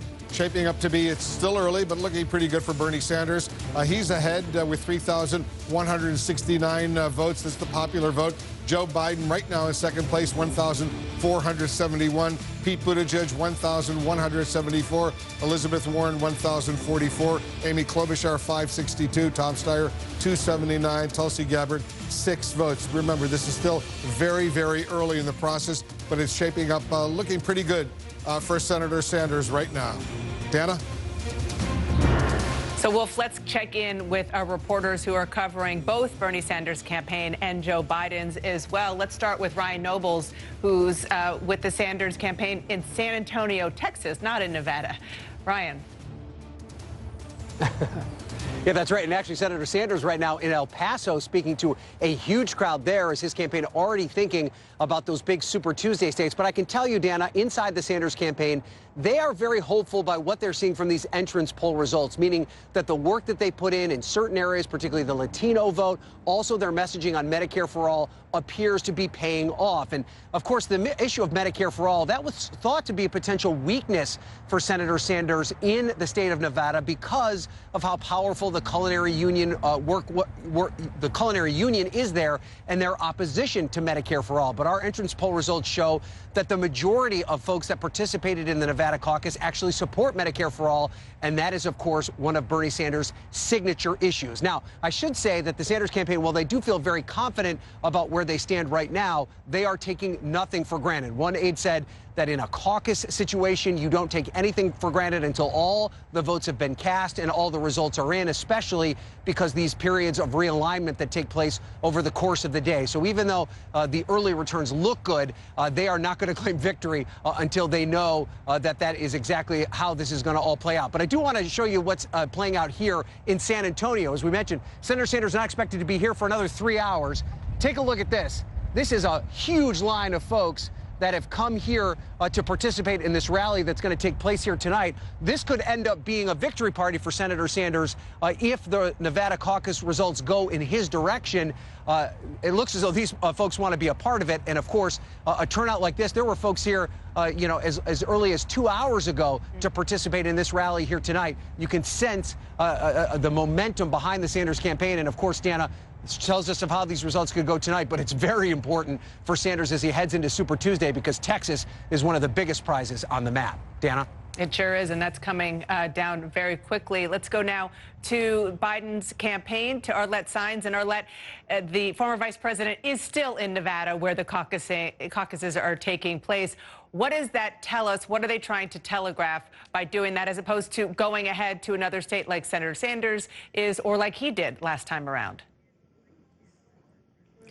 Well, Dana, the fact that Joe Biden decided to remain here in Nevada signals a little bit of the good hope that they have about his performance today in the caucuses. If these early results continue on this trajectory, it could be a good news for Joe Biden based on his own metric of what success would be here. He told me that he thinks coming in first or second place would be a win for him in Nevada. Now, looking at those early entrance poll results that we have, Biden did quite well among black voters. That is a group of people that he was courting consistently and significantly over the past week during his time here in Nevada. Now, Biden stopped by a caucus location earlier in the day, and he was actually asked by a reporter about what he would need to do to beat Bernie Sanders going forward if Sanders does end up winning here in Nevada. And he essentially said part of it is moving on and focusing on those states that are coming ahead. And he pointed to those polling that show that Joe Biden performs better against President Trump in head-to-head matchups. Biden was also arguing that he believes he could help in down-ballot races compared to Bernie Sanders. But right now, the Biden campaign is still hoping that this state will offer a turnaround for their campaign after those disappointing losses in Iowa and New Hampshire. Dana. Arlette, thanks so much for that reporting. And Wolf, as we are waiting for the numbers to come in, let's look at the turnout, because turnout, what that means is enthusiasm in the first two states. And then, of course, where we are now, we're still waiting. But on Iowa, look at this. In 2020, so that's this year, 176,000, more than that. That is more than what we saw in 2016. It pales in comparison to 2008, but it's still relatively strong when you're talking about Democratic enthusiasm. In New Hampshire, incredibly strong at this time around. Over 300,000 votes in voters in 2020, 250,000 in 2016, and it just came a little bit closer in 2008. So the big question is whether or not the trend of strong turnout is going to continue now that we are in Nevada. Obviously, what we know now is that we had 75,000 early vote, right? So now the question is, what is it going to be on the day of today, real-time caucus day? But as we said earlier, just even the 75,000 early vote is really close to the total vote on the day of in Nevada in 2016. Significant number indeed. We'll see what the final numbers are. We're about to get more numbers coming in from the various precincts throughout the state of Nevada. Much more of our special coverage coming up. And we're back with our special coverage. We are getting early results from our reporters at caucus sites across Nevada. We're standing by for official results out from the state Democratic Party. We expect to get those soon. Right now, based on just the votes that we've seen being cast, Sanders far out in the lead. Biden in second, Buttigieg, Warren, Klobuchar, Steyer, Gabbard. You see it there on the screen. Back now with the panel. This notion of if Biden comes in second, that gives new life to him. Is that, Andrew, I mean, is that really a real notion? Yeah, it is. I mean, moderates have been trying to figure out who to try and consolidate behind. If Joe puts up a strong second-place result here, a lot of the donors that have been on the fence could come his way. He has relationships with many of them, and they've been waiting for him to demonstrate strength. To me, one of the big outcomes of today is what happens to Amy Klobuchar if she finishes, let's say, fifth. And I'm friends with all these candidates, so it's hard to talk like this.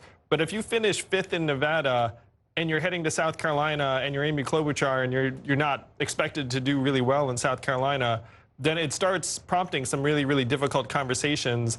And that's what many people have been waiting for, is for the moderates in the field to start consolidating. So if Joe comes up strong today and let's say a candidate ends up leaving the field in the coming days, because if you imagine, let's say, an Amy Klobuchar dropping out, I don't think those voters are going to Bernie. Right, and one thing they're all united against is Bloomberg, because he's late to the game, and we saw that in the debate the other night. There's not a lot of love for Mike Bloomberg on that But stage. if you're somebody who's going to be donating money and you're looking at moderates and you see Bloomberg also in that area, that might influence whether or not you decide, oh yeah, I'll give money to Biden. With Bloomberg. Right, well, Bloomberg's not going to want your money, right? First of all, so that's good for you if you're a donor. But right, but then you don't need to donate to anybody. Right, but if you're another candidate, is what I'm saying, and you're looking for, if you're Amy Klobuchar, does Amy Klobuchar say, if she drops out, and we're just playing out a hypothetical, obviously, who does she go to? Does she go to? We know not Pete Buttigieg, no love lost. But does she talk about Joe Biden? Does she think about Joe Biden? I think she would do that over Mike Bloomberg any day of the week. Well, but we don't know yet, and we don't know whether this would even happen, whether it's feasible, whether it does seem a little bit like Bloomberg has become kind of a straw man in this race, or people are spending a lot of time thinking about how to take Bloomberg down, and they're really diluting their power. If you're an Amy Klobuchar or any of the moderates, that's what's really happening here, is that Bernie Sanders is running away with progressive support and even a little bit of moderate support. And the rest of the field is divided, and they all have just enough money to keep going. I mean, what's interesting about Klobuchar is that she doesn't need as much money as someone like Elizabeth Warren does to sustain her campaign. And so there's less of an incentive for her to drop out at this stage, even if her long-term chances are relatively low. She only needs a couple of $1 million, and then she can say, well, I can continue going. But the hard questions, the real hard questions that I think Andrew's referring to is what is the objective here? Do the moderates candidates just want to be in the race to prove that they can stay in, or do they want to be in the race so that they can see a candidate who is like-minded advance? And I think, frankly, it does not seem like any of them are really thinking in those terms right now. And as a result, Bernie Sanders is running away with the race, and Michael Bloomberg is, you know, waiting until Super Tuesday where he's likely to make a big impact. I'm going to give 3 key variables for a candidate if they're looking at the road ahead. Number 1, are they in the next debate? Number 2, do they have the money to operate? Because you're right, Amy's operation is much, much smaller than Elizabeth's. And number 3, if you project a contested convention, are you going to finish strongly enough to hoover up delegates in the states, which often means something like a 15% plus threshold? When I decided to drop, it was in part because I looked at these 3 variables and I said, I don't think I can get delegates moving forward. If I thought I could get delegates, I'd still be in the race and I would not be here having this delightful conversation with you all. But so really that is the question for each of the candidates. If they think they can be, if not the king or queen, but the king or queen maker at the convention, then they probably stay. Can I say something about, after you, I want to talk about the logic model here, but go ahead. Oh, no, I was just going to add in, you know, I think just to add another perspective, because I think we get so caught up in the moderate versus progressives that we forget that people are rationing insulin right now, that 60% of Americans can't afford an $800 emergency bill, and that, you know, despite those ideological differences, we had 62% of people say that they want a government-run healthcare system. In Nevada. In Nevada. And I think that that has been the trend that we've been seeing in white states, and now we're seeing it in diverse states. And so I would make sure that all of our politicians are centering the poor and working people that are the core of our Democratic Party, and the diverse base that really is the next generation of Democratic voters. Those young Latinos are going to represent a growing bloc that's going to match boomers. To your point, you know, union leadership in Nevada might not endorse somebody. They have concerns about the union benefits, but the actual rank and file might have a very different perspective of, you they're know, voting if for I their sister, right. their brother, or their even mother. if they lose their union job, if That's where what they're working saying. closes. In these entrance polls, they're saying, sure, my union says this, and I have good health care now, but if I lose this job, I won't. And that has been Bernie Sanders' core argument the whole time. No, you might like your insurance at the moment, but nobody likes their insurance. They like their doctor. But you might like your situation at the moment, but we don't have any healthcare security in this country, and it seems like that's going to be the defining issue of this election. Look, I just think that this is an insurgency, and there are rules to the way these things work. Everything that we were just talking about, you know, with Trump in 2016, we had the same conversations, like which one of these people is going to drop out in the interest of the greater good. But the reality is, these politicians, except for maybe present company, they look at their own hands. Well, also, we're making the argument, well, he's only getting 30%, exactly 30% like here. I'm having deja vu all over again. Trump, well, he's got a ceiling. Trump has a low ceiling. He can only get 30%. Right, if you combine all these other people together, it'd be strong. That's not how elections work. Right. It's not how they work at all. So, you know, Trump can get, Sanders can get 30% and win. But more importantly, why is he able to pull this off? He's able to pull this off because he detached himself from the normal establishment way of controlling candidates. He's not getting the money from the big folks. He's getting money from lots of little people. He was able to build something that could survive a complete media blackout, and now it's very hard to stop him. And Trump did a very similar thing in that he said, look, I'm going to self-fund. I don't need you guys. And once somebody is able to survive the full onslaught from the establishment and keep going, they become very attractive, and that's how insurgencies work. And I just want to add really quickly one more thing, is that Bernie's campaign has been, I think, doing the work. And I think the progressives, including Elizabeth Warren, have been too. And that is doing the work. What do you mean, the work? I'll get into it. I think that the work means that they're not just talking to the people that they know are going to vote. And I think that is the habit that the Democratic Party has sunken into for the past few decades. They are speaking to people that, like I said before, are really, really hurting right now, that are really struggling. And instead of, dismissing that insurgency as, oh, this weird arbitration that has come to being, it is a force, not me, us. It's one of the few politicians that is running right now that is not centering their candidacy as I'm the savior, I'm going to fix things, but is actually working people, banding together and taking back government for themselves. Just going to get a quick break in. We're keeping a close watch on the votes as they come in from Nevada. We expect official results from the state Democratic Party soon. Stay with us.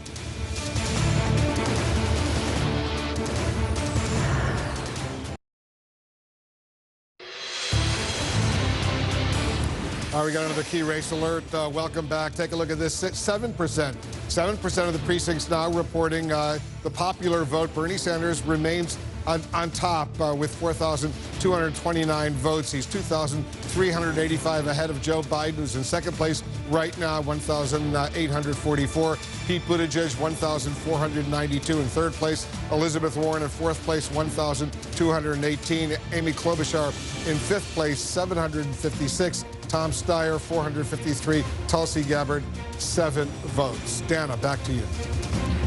Well, let's check in with some of our reporters who are covering the candidates on the ballot and the caucuses in Nevada. Let's start with MJ Lee, who is with the Warren campaign, who is in Seattle, Washington. MJ, what are you hearing from your sources about how they're feeling about Nevada?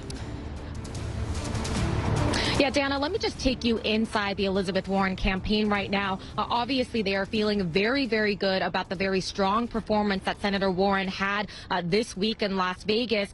This came at a moment when she really needed this kind of a confidence boost, because obviously she did not do as well as she wanted in Iowa. Her results in New Hampshire were very, very disappointing. And as a senior advisor told CNN, they felt like this last week showed that Elizabeth Warren is still in it.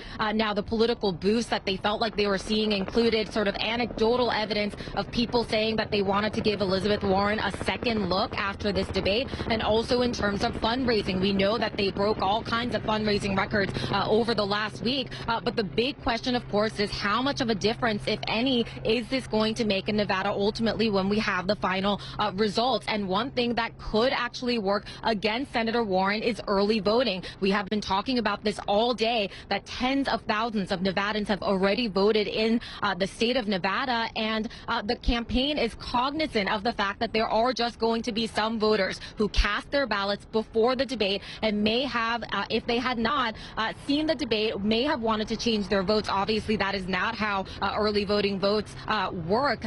They cannot change their ballots. They cannot say, well, now that I've seen Elizabeth Warren's strong performance in the debate, I can go ahead and change my ballot. So that is something that is certainly on their minds. I will also just quickly note that Elizabeth Warren started her day in Las Vegas. She is going to finish the day here in Seattle, Washington State. It's a state where they would obviously like to do very well. It is also a vote by mail state, and the ballots became available yesterday. So clearly she is trying to get some of the early momentum here that she saw over the summer last year when she held an outdoor rally and had one of the largest rallies of her entire cycle. Dana? MJ, thanks so much. Now let's check in with Kyung La. Kyung, you're covering Amy Klobuchar's campaign. This is the first contest after she did so well, a strong third-place finish in New Hampshire, and yet she's not in Nevada. She's in her home state of Minnesota, which doesn't vote until Super Tuesday, March 3rd. The senator definitely coming home here. This is her Minneapolis headquarters, and the senator is coming here as a sort of reset, according to a campaign aide I spoke with. What the senator is hoping to do is come here, speak with volunteers in about an hour, speak with supporters, and then begin to plant her flag, looking to Super Tuesday. This is a Super Tuesday state. Her campaign says she has early voted in person in the state after she landed here in Minneapolis, and then she's going to travel to North Dakota, a March 10th state. Regardless of how she does in Nevada, this campaign says it is determined to continue. The narrative that you're hearing from this campaign is very different than what MJ was reporting with what we heard from Senator Warren. they are very encouraged that so many people did early vote. They are looking to the rural areas. They are looking to some of those older, established moderates in Nevada. How they're going to do in Nevada, when I've talked to multiple aides, they have said it is largely unknown. They do not know how she's going to do. They are hoping that she will do well. Everything that they are looking at, it's going to come down to the margins, those numbers in the second tier. Can she move up into that second tier? Can she hold on and tell that narrative that it is so muddled coming out of Nevada that she's going to move into South Carolina, continue there, and then look towards Super Tuesday? So again, Dana, here for a campaign reset, looking forward to the future. That's very much the story that we're hearing from the Klobuchar campaign today. Kung, thank you so much for that. And Wolf, when a candidate in a campaign says campaign reset, that's not always the biggest vote of confidence. But again, she is somebody who did much, much better than expected in New Hampshire. And she does have the benefit of one of the Super Tuesday states being her home state. And sometimes those campaign resets do actually work. Let's see what happens. All right, a lot more numbers about to come in, we're told. We'll take a quick break. We'll be right back.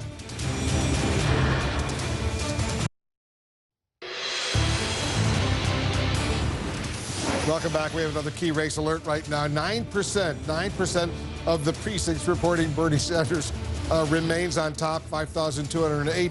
Joe Biden, 2,312 in second place. Pete Buttigieg, third place, 1,884. Elizabeth Warren, 1,362. In fifth place, Amy Klobuchar, 957. Then Tom Steyer, 517. Tulsi Gabbard, 8 votes right now. This is the popular vote from sample precincts. We still have not received any county delegates counts from the Iowa State Democratic Party. We're waiting for that. Diane Gallagher is working her sources. She's joining us right now.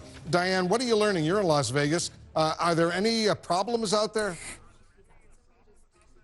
Yeah, Wolf, look, overall, there are some minimal issues here, but one that we're starting to see come about is that some of these precinct chairs, as they're trying to phone those results into the hotline, are getting busy signals. We've spoken with several at this point who have tried repeatedly to call that hotline number, which we've been told by the party has 200 paid staffers to answer those calls from the precinct chairs, but they're getting busy signals. Now, the Nevada Democrats did set up these redundancies in case something like this happened, and they have the precinct chairs texting in photos of that math worksheet, the paper that shows their work, into the party. And according to not just the party officials, but also the precinct chairs we've talked to, that second redundancy has worked. Stephen Letzler, who is at Sierra Vista High School, precinct chair there, tells us that he was able to send it in with no problems, got confirmation back that his message had been received. But Wolf, again, this was something, as you know, that was a big problem in Iowa. Those chairs who eventually gave up after waiting on the phone, that hotline for hours at a time.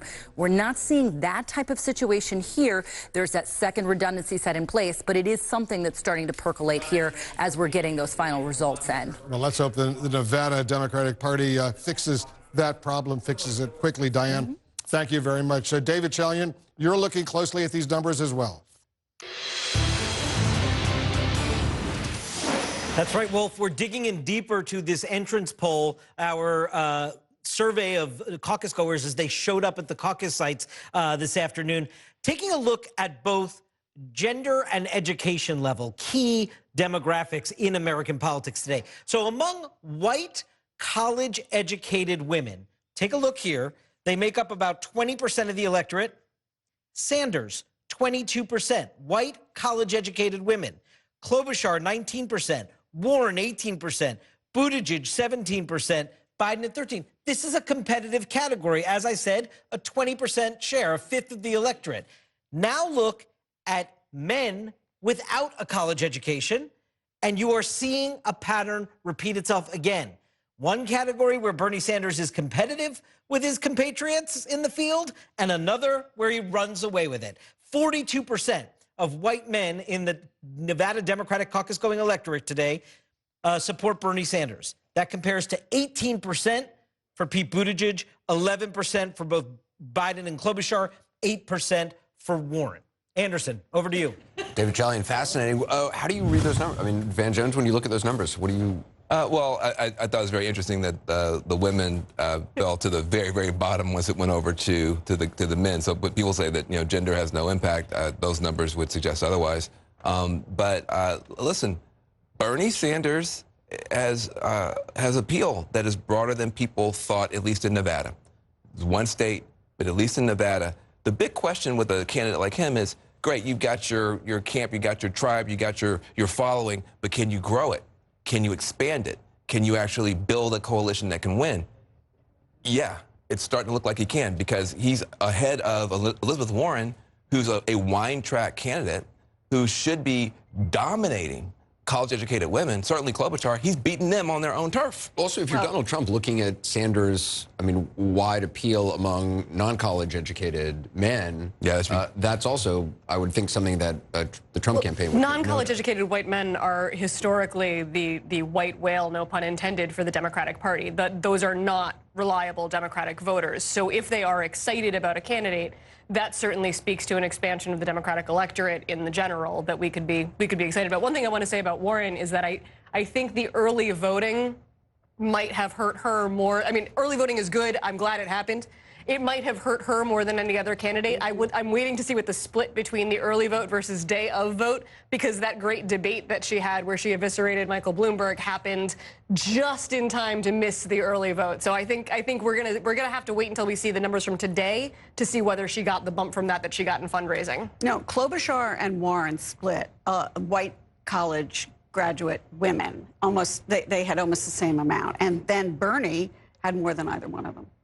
And Biden was behind. And if you're Joe Biden, you're looking at today and saying, okay, this is good. It's good enough. That's what you're saying. I was communicating with some people in the campaign, and I think their feeling is this is good enough. But with numbers like this, it's hard because you don't have young voters. You don't have these women that you thought you were going to get. If you're Biden. If you're Biden, yeah. So you can look at this and say, okay, I can breathe a little bit now before South Carolina. But Bernie Sanders is a lot to catch up with. And one thing, I just wanted to ask our ex-candidate here. We were talking before about the moderates and so, do these people talk to each other about what to do next or how they're going to behave to Bloomberg, or can we moderates get together, as we were talking about before? We thought it was foolish. The way it works between campaigns is like this. You have like the candidate to candidate relationship, and a lot of the candidates have each other's cell phones, but we're not in the habit of texting each other, being like, hey, what do you think? How are you? That sort of thing. Yeah, so most of the communication happens from team to team. And politics is incestuous enough such that everyone on every team knows someone on someone else's team. So if I looked at my team and was like, hey, I want to talk to Biden's team, I'd be like, oh yeah, I know his XXX is like chief of staff, is this and that. So the question is whether the staffers on different campaigns are having these conversations, and then after it reaches a certain level, then it graduates up to the candidates typically. And what would the conversations be? I guess that's my question at this point. So you do have teams talk to each other, and then occasionally someone would say to me like, hey, FYI, Joe wants to call you. And I'm like, sure. And then you schedule that call, and then you have that convo. So I have a feeling that the campaign-to-campaign communications are already happening, and then the question is whether it reaches the candidates. Do you think they coordinated in advance on the kneecapping of Bloomberg, or do you think that was just spontaneous? I think that was organic and spontaneous. And I think we may see some more of that on Tuesday. I guess the one thing I would say about Nevada is that this is one state, right? This is the first of the more diverse states, but it's also the result that relies on a very tiny fraction of voters. The pool of people that we're talking about is probably just over 100,000 people. It's not a lot of people. So I don't want to extrapolate too much from what we're seeing in these numbers. But I think the key, though, that everybody is looking for is what is the combination of groups that you can put together to be a successful candidate in a general election. I think Bernie Sanders is making a lot of significant progress.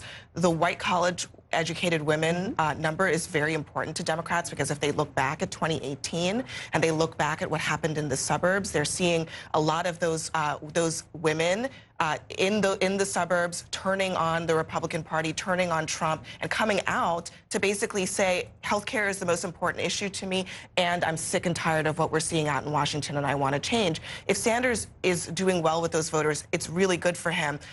Looking, though, over at the black vote in Nevada, again, this is a small group of voters that we're talking about, but Biden retains his strength there.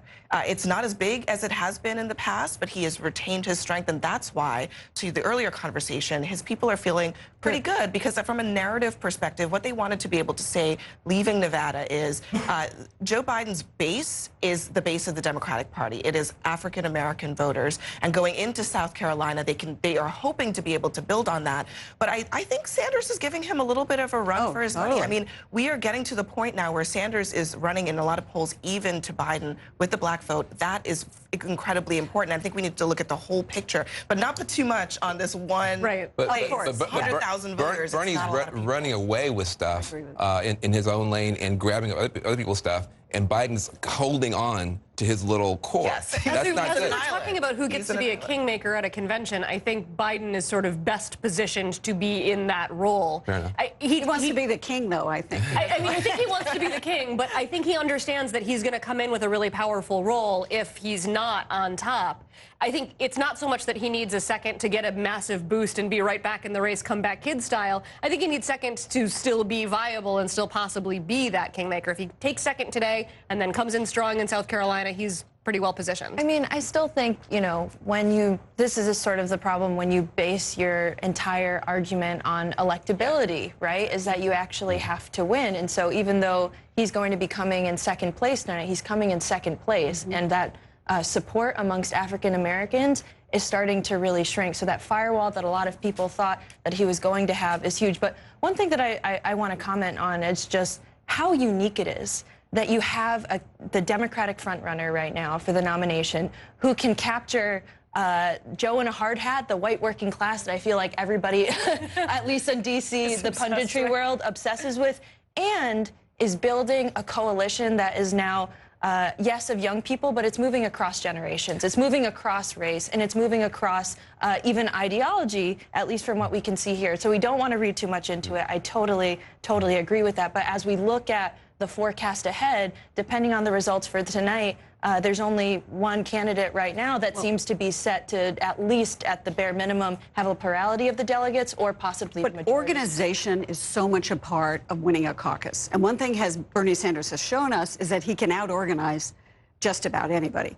You could do that in a caucus, and he had more money than anybody. So the question is, moving on, can you do that in South Carolina the way you did it here in a caucus state? We're told official statewide votes from the Nevada Democratic Party could come any moment. We'll bring you the numbers as soon as we get them, but first, a quick break.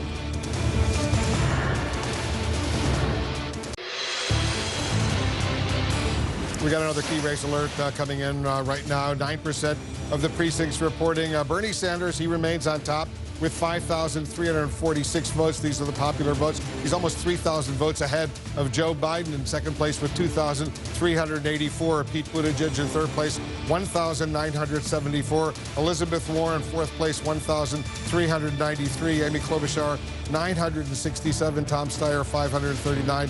Tulsi Gabbard, 8. Remember, this is 9% of the precincts reporting, with key precincts reporting, I should say. These are the numbers that are coming in so far. David Chalian, still we don't have any official numbers coming in from the Nevada Democratic State Party. They're supposed to be giving us some numbers about county delegates, the all-important county delegates, and that will determine the winner of this state. It will. They're going to give all three metrics, that first round, that final round in county delegates. I keep refreshing their website here, Wolf. I don't see any yet, but we do have these early numbers from select precincts. And, you know, Gloria Borger was just talking about sort of Sanders' organizational strength. And I think this is a really good way to look at it, because I just want to remind people how the caucuses work. You could see here on this chart, let me just try to focus in. There's the first round of voting that happens when people show up to their caucus site and they align themselves with their candidate of choice. Then there is the final round. Well, that did not work. Let me try it. There you go. Then there's the final round of voting. This is after it's determined which candidates hit that 15% threshold in most precincts. That's the number you need to hit to be viable. This is then the final round. And if you look at this last column here over on the right, it shows you the growth or loss a candidate had between the two rounds. So let's take a look at Bernie Sanders, who's the leader right now. First round, 4,557. Second round, 5,346. He gained 789 votes between that first round and that final round. And by far, he is doing that more so than any of his competitors. Look on the next line. You'll see Joe Biden, he gained 195 between the first round and the final round. If you look at Pete Buttigieg, he gained only 9 from 1,965 to 1,974. He only gained 9 votes between the first round and the final round.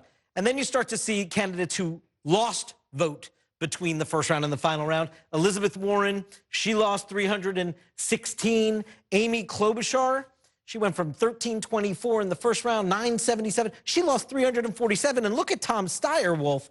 He went from 1,196 in the first round, 564 in the final round, to that is a loss of 632 votes. That is because he wasn't viable in a lot of places. He wasn't hitting that 15% threshold that you need to be viable. He has lost more votes between the two rounds than any of the other candidates. And explain to our viewers, David, that we're waiting for these county delegates. The state Democratic Party, they have to release those numbers. We're still waiting at least to start getting some of them. Yes, as you know, what the 2 rounds of voting actually help determine is that through a formula, they come up with these county delegates percentages that will determine who wins the Nevada caucuses tonight. And it also helps determine going on to their national convention delegates in Milwaukee.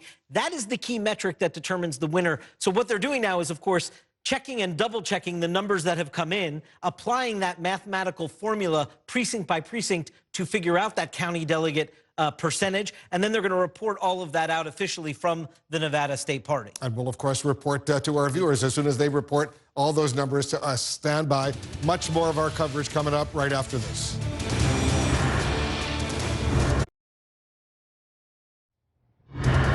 And welcome back. We are covering the caucus in Nevada. Bernie Sanders, the early leader, based on just initial votes, as we wait for more results to come in.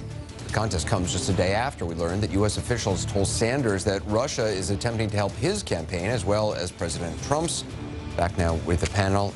Andrew, do you think that this impacts Bernie Sanders one way or another? Mayor Buttigieg is apparently already fundraising off this notion of the Russians supporting Sanders or trying to get him elected. I don't think anyone believes for a moment that Bernie is somehow courting that kind of help. It just speaks to the need that we have to secure our social media and our election infrastructure from Russian interference.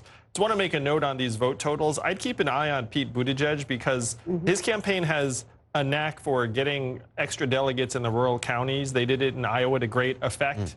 And so since the delegate count is going to be the final count here, I have a feeling that they may overperform the popular vote a bit because that strategy worked for them in Iowa. We tried to do the same thing in Iowa, my campaign. We did not do it as effectively as Pete. Pete's campaign is very, very good at maximizing delegate returns. How do you go about doing that? I mean, what's the way? What you do is you go to the less trodden paths in rural counties where they have slightly disproportionate delegate output based upon the number of humans you get to show up to the caucuses. So what that means in practice is that Pete organized, advertised, and appeared more in rural parts of Nevada that you get better bang for your buck rather than Vegas and Reno. Can I make a point on the Russian front before we move off of it entirely? I think when Russia engages with the Trump campaign, they are doing so to help Trump win. When Russia gets involved on the Democratic side, they are doing it to divide Democrats and help Trump win. So I think it's a very key difference in terms of motivating factor there. They did this in 2016. They quote unquote helped Bernie's campaign.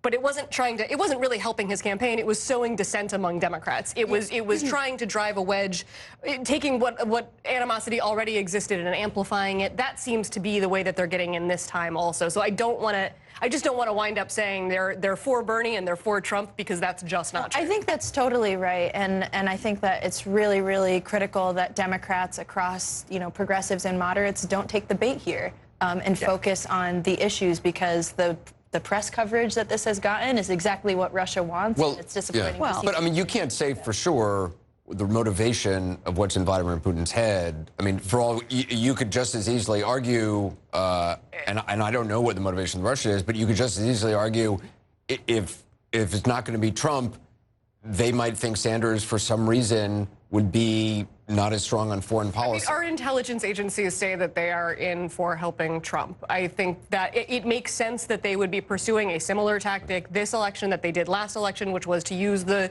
animosity between Hillary and Bernie to drive away And the obviously, Democrats. Bernie Sanders has disavowed this in a way that the Trump campaign never. Different reactions with Trump was so startling. Yes. Yeah. But the one thing I must say I did not like about the way Bernie Sanders responded to this, because I thought he was pitch perfect at first in talking about the Russians. But then he started blaming the media. That was deeply troubling. Yeah. Blaming the media for this, blaming the Washington Post, trying to sort of say who the sources were and why this came out the day before the primary. And then, as if the Washington Post, if it had this story, should not have reported it or should have. I think the question of timing is a good one, but it's not about the Washington Post. It's about who. It's about the story. It's news. Right. It's genuinely newsworthy.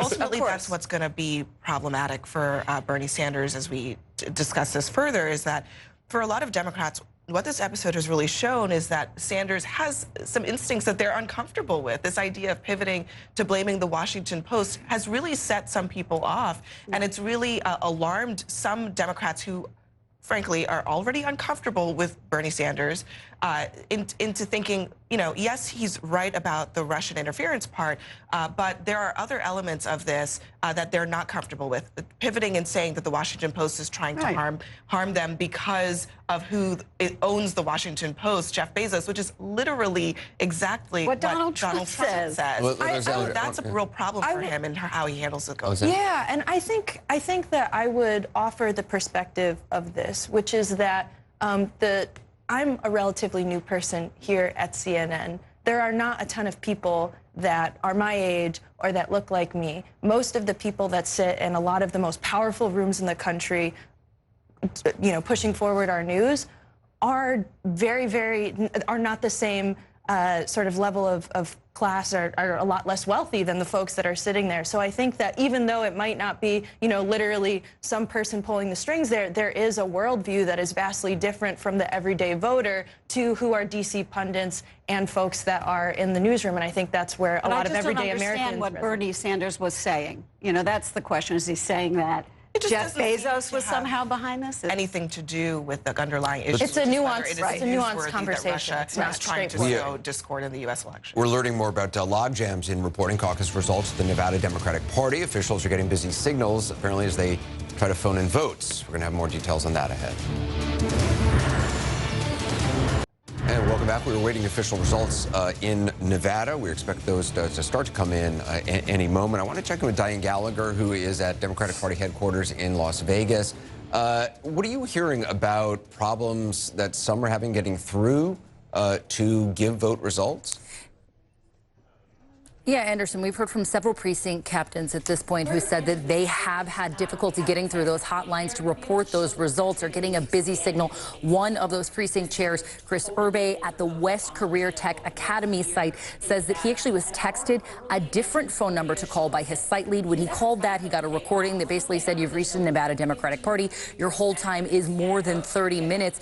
Urbe tells me that he's going to call back later, but he's already done the redundancy here, and this is what we're seeing happen. He has texted in a picture of that math worksheet, and he plans to help drive those materials over to the party so they can have them officially. And even though we are getting reports of these busy hotlines, the redundancy, that backup plan of texting the photo to the party, seems to be working in each case of these precinct chairs who are getting this busy hotline. So that built-in backup plan, again, appearing to be working, at least in the cases we have talked to at this point, Anderson. The party says that they are working diligently to make sure that as the caucuses close, everything is relayed to them in a timely manner. But they do acknowledge they're getting those backup texts as a result. And do we have any sense of how widespread? I mean, I think you said you talked to a couple of people. We've actually talked to several of them, and even several who, Anderson, have had different times of reporting. So maybe who finished up far before some of the other ones. So this appears to be something that is spread out. Again, Chris Irby getting texted that different phone number to call in. He had tried calling this, but of almost every precinct chair that we had been in touch with has dealt with the busy signal at least once. And so some of them were able to get through and report. Others went ahead, did what they were told to do, which is text that picture in and then try back on the phone afterward. Diane Gallagher, we'll continue checking with you at Democratic Party headquarters in Las Vegas. Back now with the panel. Does this sound serious to you, Gloria? I don't know. Compared to Iowa? After Iowa, 30-minute wait time. That's what we have to compare to. About 3 days. Not so much compared to Iowa. So it's hard to judge at this point. I was just looking at our numbers up there on the screen, and I think maybe we ought to talk about Tom Steyer, though. How about that? He spent a lot of money in Nevada. And if you look at Tom Steyer spending a lot of money, it hasn't gotten him a lot of love. Money didn't buy him love. Yeah. And the question that I have then is what happens, you know, for Mike Bloomberg, for example. Can Mike Bloomberg take a lesson from this? But, you know, I don't know where Steyer's going to end up or whether he's going to end up out after this. But, and maybe, Andrew, you could talk about that. But he has been spending a lot of money in South Carolina, and he spent a bunch of money in Nevada. Yeah, the thing to look out for is whether Tom gets a qualifying poll tomorrow in South Carolina. Yep. If he doesn't, he'll be on the debate stage the following day, and South Carolina is his strongest state. If he doesn't get a poll, then he won't be on the debate stage, and that's going to be a source of great frustration for him and his campaign because they've been putting a lot of resources into South Carolina in particular. You know, a lot of people kind of think of Tom as the guy who's like, you know, Mr. Impeachment early on, that kind of stuff. He has a much longer history, actually, with the black community, with poor communities, especially in California, on the climate issue. And so he's always believed this kind of people-powered stuff. He's willing to write the check, but he wants to see real people, you know, out there doing real organizing. So if he's not able to do well here with that model, his money and real people organizing, he doesn't do well with that in South Carolina, where he should have a shot at the black vote, given Biden's, you know, collapse. Then I think he's got real problems. Yeah, I mean, the question is obviously, is this a little bit of like a balloon filled with air where, you know, just a little prick will cause the whole thing to collapse? He has a lot of name idea, especially in South Carolina, but all over the country, frankly, because of how pervasive his ads are. This is a warning sign. Could it be a lot softer than we think? And for Tom Steyer, what does that mean? For Michael Bloomberg, what does that mean? What happens when the candidates with a lot of money, a lot of name idea, and a lot of ads don't have maybe the organizing strength that they need or the durability of the support, the kind of movement support that you need to survive as we go further along in the contest? We are about to get official results from the Democratic Party in Nevada. We're told we'll have new vote tallies ahead.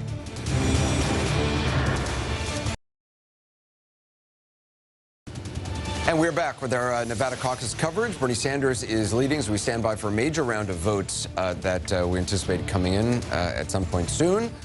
Tonight, Sanders is facing fallout for a tweet he sent that is apparently alienating some fellow Democrats. It reads, "I've got news for the Republican establishment. I've got news for the Democratic establishment. They can't stop us." I'm not sure why anyone would be surprised by anything in this tweet. He has been saying in rallies, who is this guy? We're making a lot of people nervous. We're making Wall Street nervous, Big Pharma nervous. He said this in Tacoma, Washington, in front of, you know, what was it, 16,000, 17,000 people. And he said, and we're making the Democratic establishment nervous. And he is. He is. And by the way, he is. And he is. And he's saying it proudly. It's not, you know. And I think the thing is, look, in 2016, there was a rebellion in both parties. And the Republican Party took the form of Donald Trump. The Democratic Party took the form of Bernie Sanders. Bernie Sanders, who was written off as sort of like, you know, Dennis Kucinich, redo, got 47% of our vote in 2016. You can't forget that. And so people thought, well, now Hillary can go on and become president. She didn't, and Bernie never stopped. I was in San Francisco like 3 years ago, and Bernie was there talking about Medicare for all with 8,000 people, and it wasn't even making the news. So the rebellion never stopped, and I think that's what you're seeing. And why is it?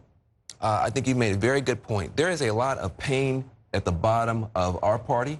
There's a lot of pain in this country that doesn't get talked about enough. And he speaks to that over and over and over again. And I think that there's a power that comes from being witnessed, being recognized in your pain and in your suffering, and to feel like somebody's consistent about that. So listen. He's not wrong. The establishment is upset. And There's another station, another channel, there's other things going on tonight where people are freaking out, melting down all across the country, at least all over the airways, and it's real. But it's also not just witnessing the pain, it's actually being willing to step into somebody else's pain, which a lot of other politicians that sort of give a glancing, reference to it. But this is a consistent refrain from Bernie Sanders. I mean, it's something he has been consistently talking about for a very long time. Yeah, I mean, I think we're in aside from Donald Trump being the president of the United States right now, we are facing a number of existential crises. Yeah. You have 50% plus of the American people who are making less than $40,000 a year experiencing a level of income inequality that we've never seen. You have not just millions of young people like myself, but their parents that are locked into crushing student debt. You have rent skyrocketing, healthcare costs going through the roof. And over the past decade, wages not really seeing any real growth for workers. So that is a base of people out there that are Republican, Democrat, independent. They don't fall cleanly in this ideological spectrum. They are looking for a Democratic party that centers the poor and working people of this country in a way that we have. Progressive values poll so much higher than the Democratic Party does. Like, I'm a proud Democrat, so seeing Republican establishment lined up with a Democratic establishment and equated in that way, obviously, I don't love it. But I'm in the minority there. People like progressive values. People like what the Democratic Party stands for. That doesn't mean that they identify as Democrats, even. And it doesn't mean that they necessarily think that the Democratic Party has been working. Right. I think one of the really fascinating things as a reporter going out there talking to voters, especially talking to black voters and watching really a complete turnaround in Bernie Sanders' ability to appeal to those voters this cycle compared to the last, is that he's really been able to connect his message on income inequality and all of those other issues to the simmering feeling that has always existed, especially among communities of color, frankly. And it's easier for younger people to give voice to this, younger African-American voters in particular, that this system is not working for them. They do not believe that the Democratic Party as a party is always functioning with their best interests in mind. And so when you're a Bernie Sanders and you're trying to run an insurgency campaign, you have to leave the party behind in order to do that. You cannot run with the party if you are going to transcend. At some point, he's got to unite the party. Look, I know he's trying to win the nomination. I get it. So he's saying to the Democratic establishment, sorry, I'm gonna win this with you or without you, so goodbye. But what I don't like to hear in that is what you were saying, Jess, is this division among Democrats if they're going to try and beat Donald Trump. And remember, one thing everybody criticizes Trump about is not unifying the Republican Party, only playing to his base. And, the question that you can raise, and I can raise, is this going to be a candidate who only plays to his base or becomes more inclusive? Now may be too early because he's trying to win. But at a certain point, Bernie Sanders is going to have to do sort of a more of a big tent. Andrew, how do you see that? Well, first, I agree with everything that you said, Van. This is why I ran. And when I went around to Democrats, actually, no, not Democrats, working class Americans around the country, if you have a D next to your name, it's like a scarlet letter. Like, they do not think Democrats speak to them. And I was talking to truck drivers and waitresses, and I was like, theoretically, aren't you who the Democratic Party should be speaking to and standing up for? But they thought that the Democratic Party wanted nothing to do with them. And that is, to me, a real problem with the Democratic Party. You have to do some soul searching if working class Americans think that your party is not their party. That's why I ran. I ran to say, look, we have to solve these underlying economic issues that have been festering and building up in our communities for years and decades that got Donald Trump elected. And to me, the Democratic Party never really reckoned with how the heck do you lose to Donald Trump? Yeah. And then you just blame everything under the sun. Like, on the establishment, the so-called establishment. But just keep in mind, Donald Trump has unified the Republican Party. He pulled it off. He has actually brought his party to where he is. So I just think we have to keep in mind that sometimes you and the party can start in different places, but I think what Bernie Sanders is banking on is that he is going to bring the party to where he is at the end of the day. And frankly, if you look at the results that we've seen, 60% of people saying he's already done it. I mean, it's already happening. Yeah, we got to get a break, and we'll continue this discussion. We're standing by for some more votes. We're going to hear from some of the Democratic candidates live. Back in a moment.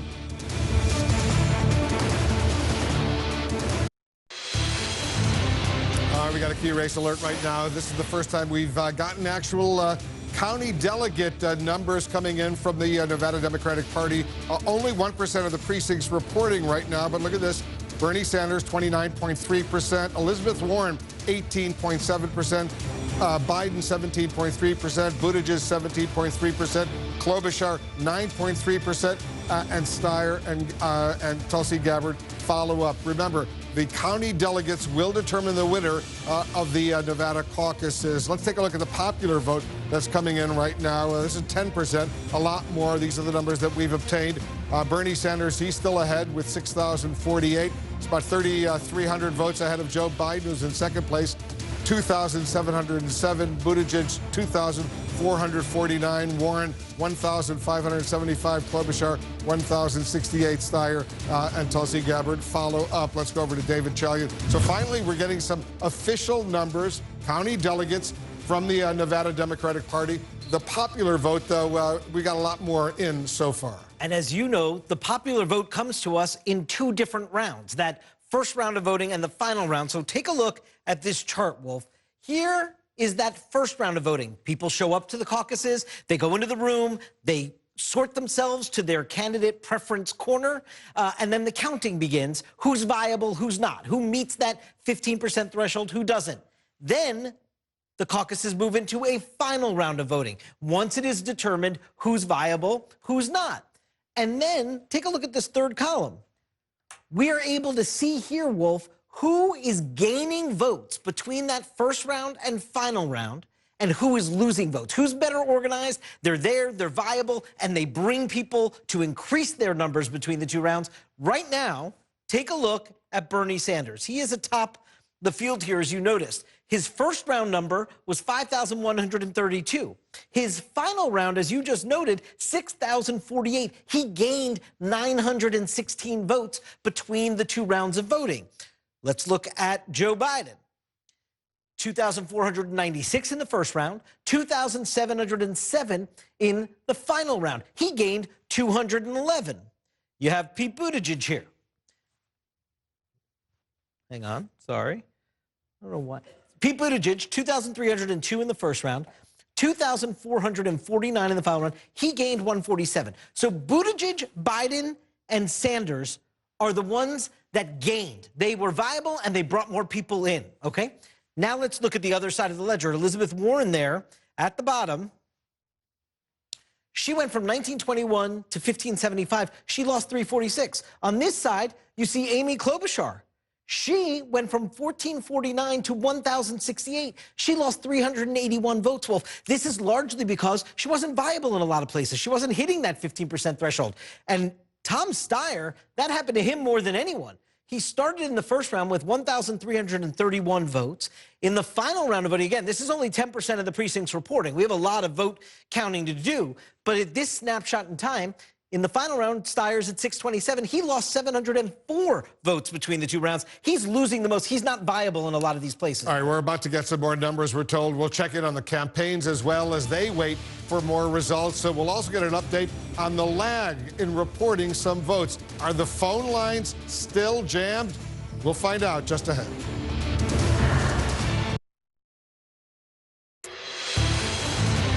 Welcome back to our special coverage. We have a key race alert right now. The popular vote in Nevada right now.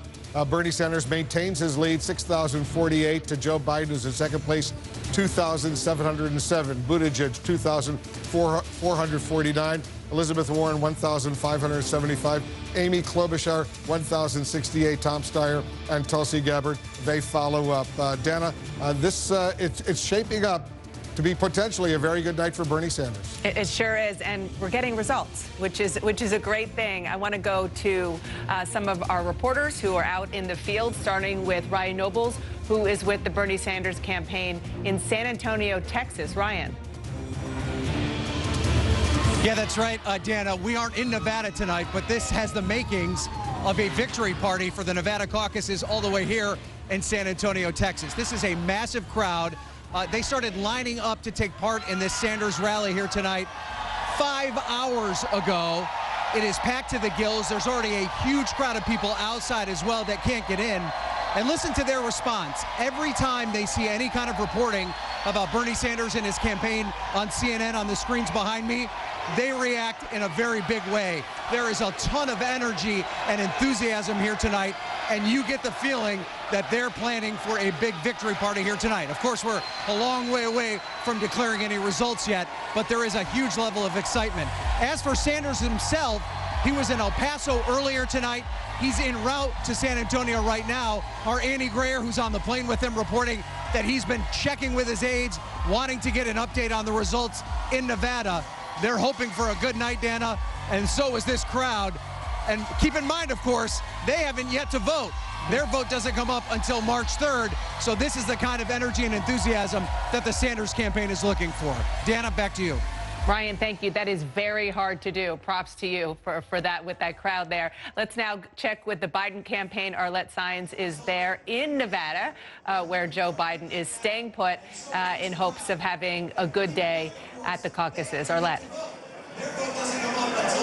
Yeah, that's right, Dana. Joe Biden decided to stay here in Nevada. You'll remember after the New Hampshire primary, he actually went straight down to South Carolina. But he will be speaking here to his supporters at this Nevada event.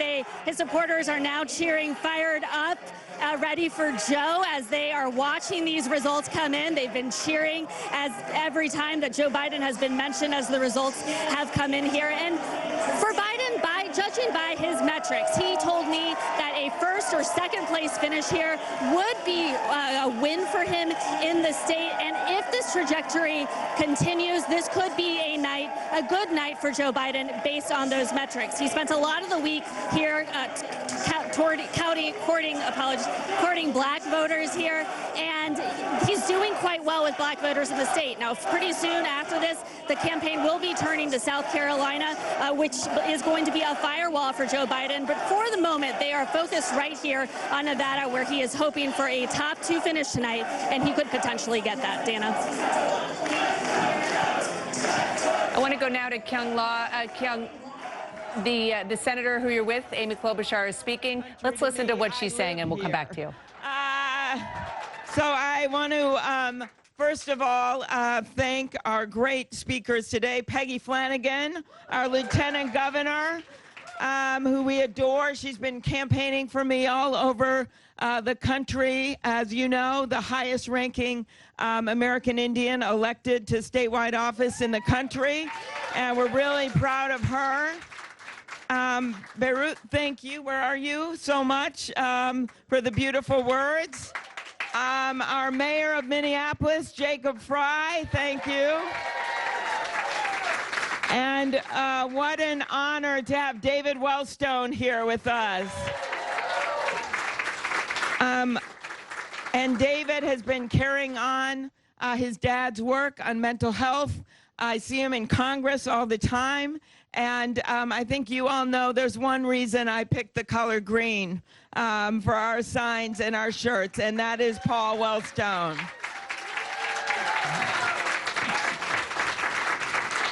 Because as you all know, Senator Wellstone was not expected to win. He was not expected because he was running against someone who had a bigger bank account, right? Who was more well-known, and he literally floored the country. And that is exactly what we're going to do in this campaign. So, we left Nevada, although it's raining right now there, but it was beautiful all week, and we had such a great time, such hospitality. We have a great team down there, still working hard. They're counting the votes. But as usual, I think we have exceeded expectations. I always note that a lot of people didn't even think that I would still be standing at this point. They didn't think I'd make it through that speech in the snow. They didn't think I'd make it to the debate floor. But time and time again, because of all of you and because of the people around this country that want something different than the guy in the White House, we have won. So I want you to know, first of all, our itinerary. We are headed, of course, to South Carolina. All right, we're going to continue to monitor Amy Klobuchar. She's speaking to her supporters back in her home state of Minnesota. Not necessarily doing all that great right now based on these early numbers, Dana. And that was kind of a classic Amy Klobuchar moment in that she came out early. She's done that in several of other contests on election nights when she knows that networks like ours are doing coverage and she can get her message out to a national audience. And boy, does she need that now. All the candidates do, because we're about to be in a very national situation with Super Tuesday. She said that they did better than expected.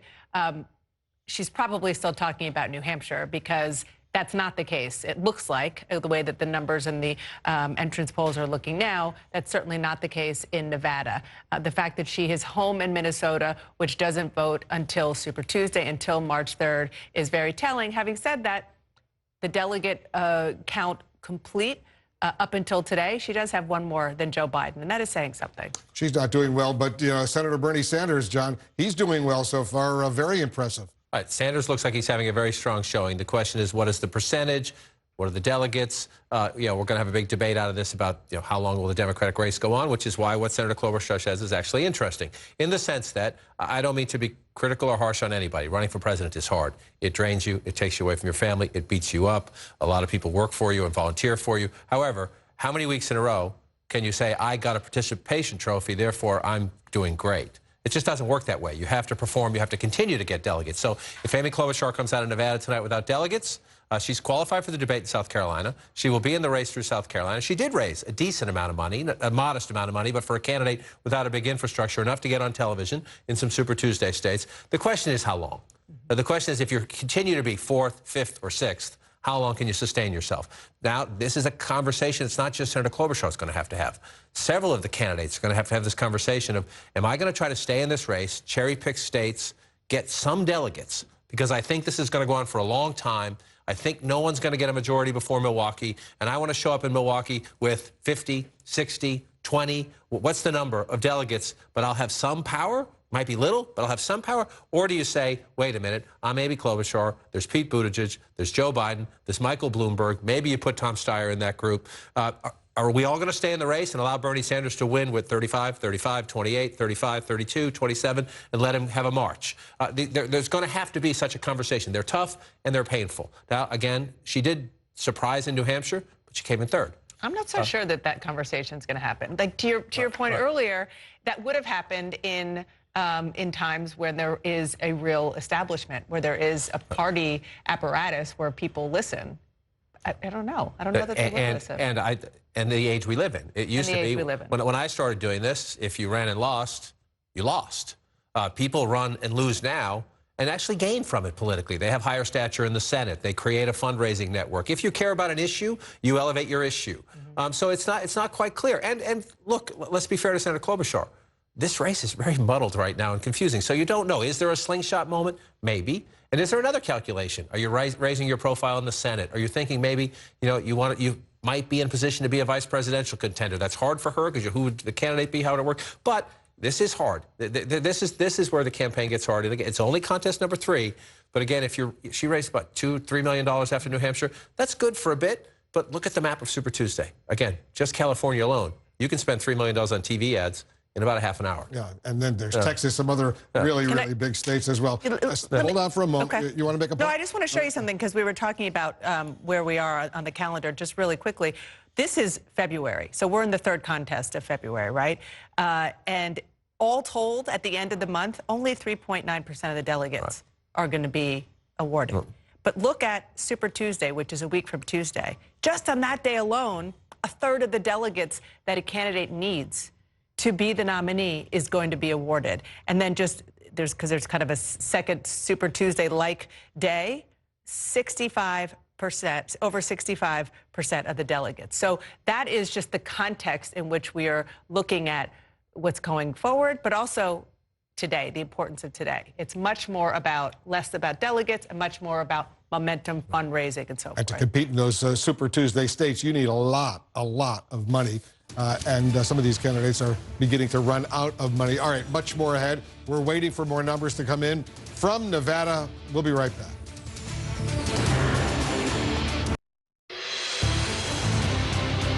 right, let's get to another key race alert right now. Take a look at this. 10% of the precincts now reporting Bernie Sanders remains on top with 6,048. Biden in second place, 2,707. Buttigieg third place, 2,449. Warren, 1,575. Klobuchar, 1,068. Then Tom Steyer and Tulsi Gabbard. Let's check in with Diane Gallagher. She's in Las Vegas watching all of this unfold. And Diane, update us right now on what you're hearing about possible delays in getting the information from the Nevada State Democratic Party.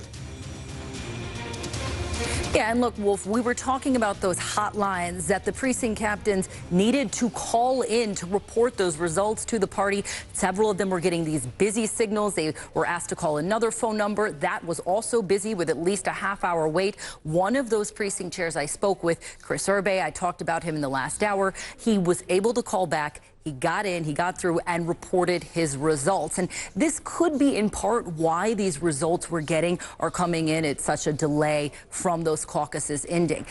They have to go through, they've got to get the results reported in those two separate ways, the texting of the math worksheet as well as the hotline. And that's the point when the Nevada Democratic Party says they go through these quality control and these checks to make sure that everything matches before they begin releasing these results. Now, we were cautioned by the party in the days leading up that this was going to take a little longer to report than it did in 2016, in part due to those three sets of data, the first round, the second round of those raw vote totals, as well as those county delegates, that those precinct chairs are doing the math both on the calculator, on that iPad there at their precinct, as well as on that math worksheet. And so when we're talking about the slowness that this is coming in fact, here at the headquarters, you might be able to see the screen behind me here.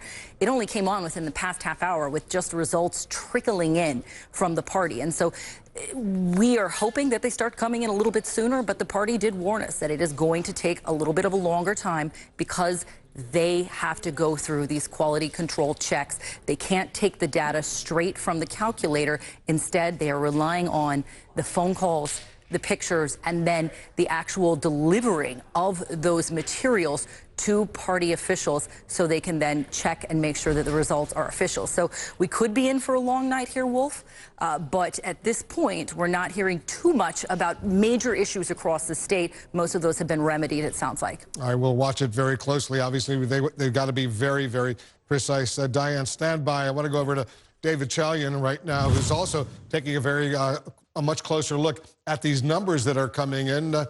Let's talk a little bit about what you're hearing. Yeah, so right now, the Nevada Democratic Party is reporting a total of 28 precincts of more than 2,000 precincts that are out there.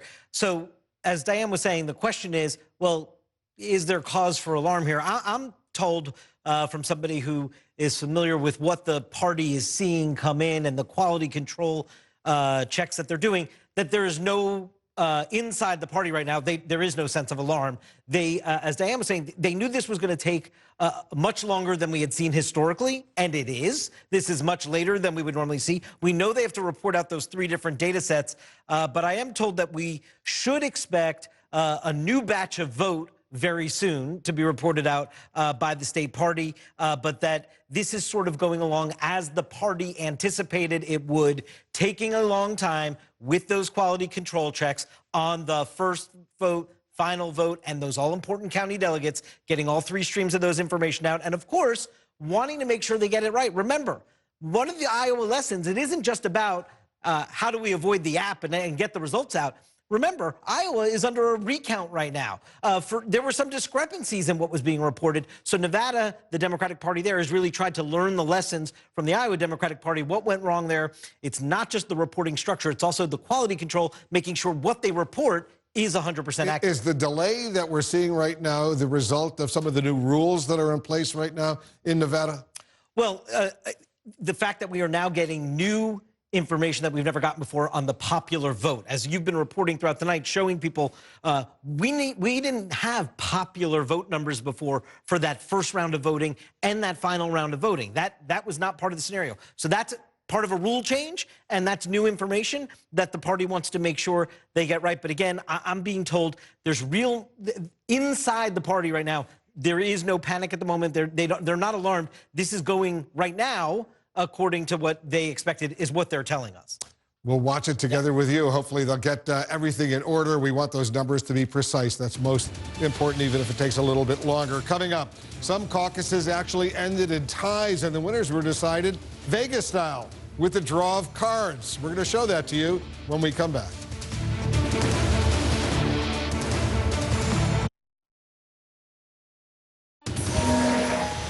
Looking at live pictures coming in from the Biden campaign headquarters in Las Vegas. We anticipate that the former vice president will be speaking there shortly. We'll have coverage of that, of course. Dana, it's interesting. They're in Nevada, Las Vegas. There have been some ties, and they break those ties Vegas style. They sure do. Look, there's so many quirks in any caucus, but the question has been, how do you break a tie? In Iowa, they flipped a coin, and there were lots of viral pictures about that.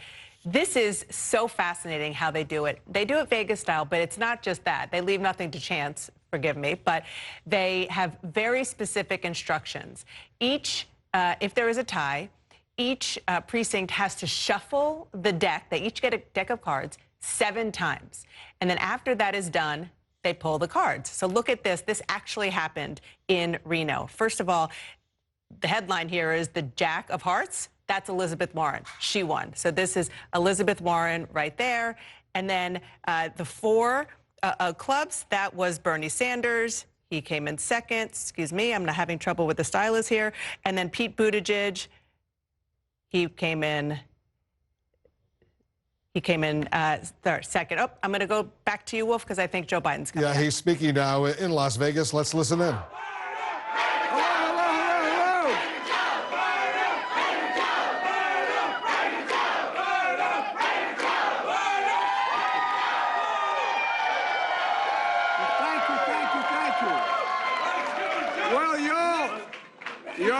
Y'all did it for me. Y'all did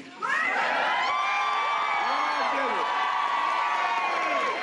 Now we're going on to South Carolina and win, and then we're going to take this back.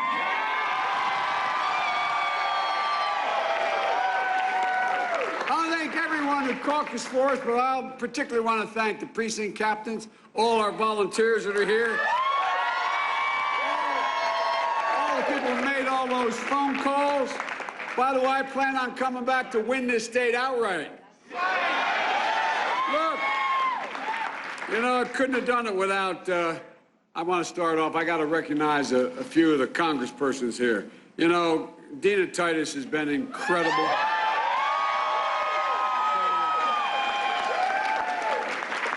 There's a guy named Horsford. You ever hear of him?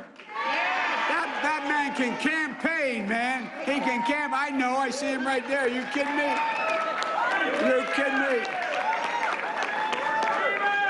And also, you know, there's a fellow named Cardenas from that little state called California. Somebody came over. And Phil Bell. Phil, thank you. Thank you for coming from Texas. Right there. And Hilda Solis, where's Hilda? She was just there. Maybe she's coming back here. Okay. And so many of you. You know, I tell you what, man. Now come back here. Well, you got it.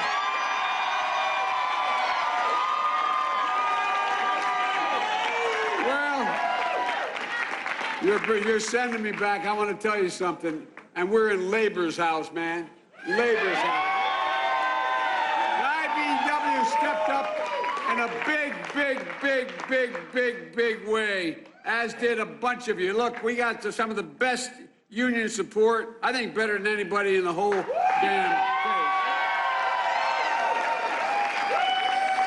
But you look, I heard there's some guys called firefighters around here, you know, they've been with us. UTU, iron workers. Yeah! And by the way, I heard that we probably did awful well with culinary workers. Look, you know, I know we don't have the final results yet, but I feel really good. You put me in a position, you know, the press is ready to declare people dead quickly. But we're alive and we're coming back and we're going to win.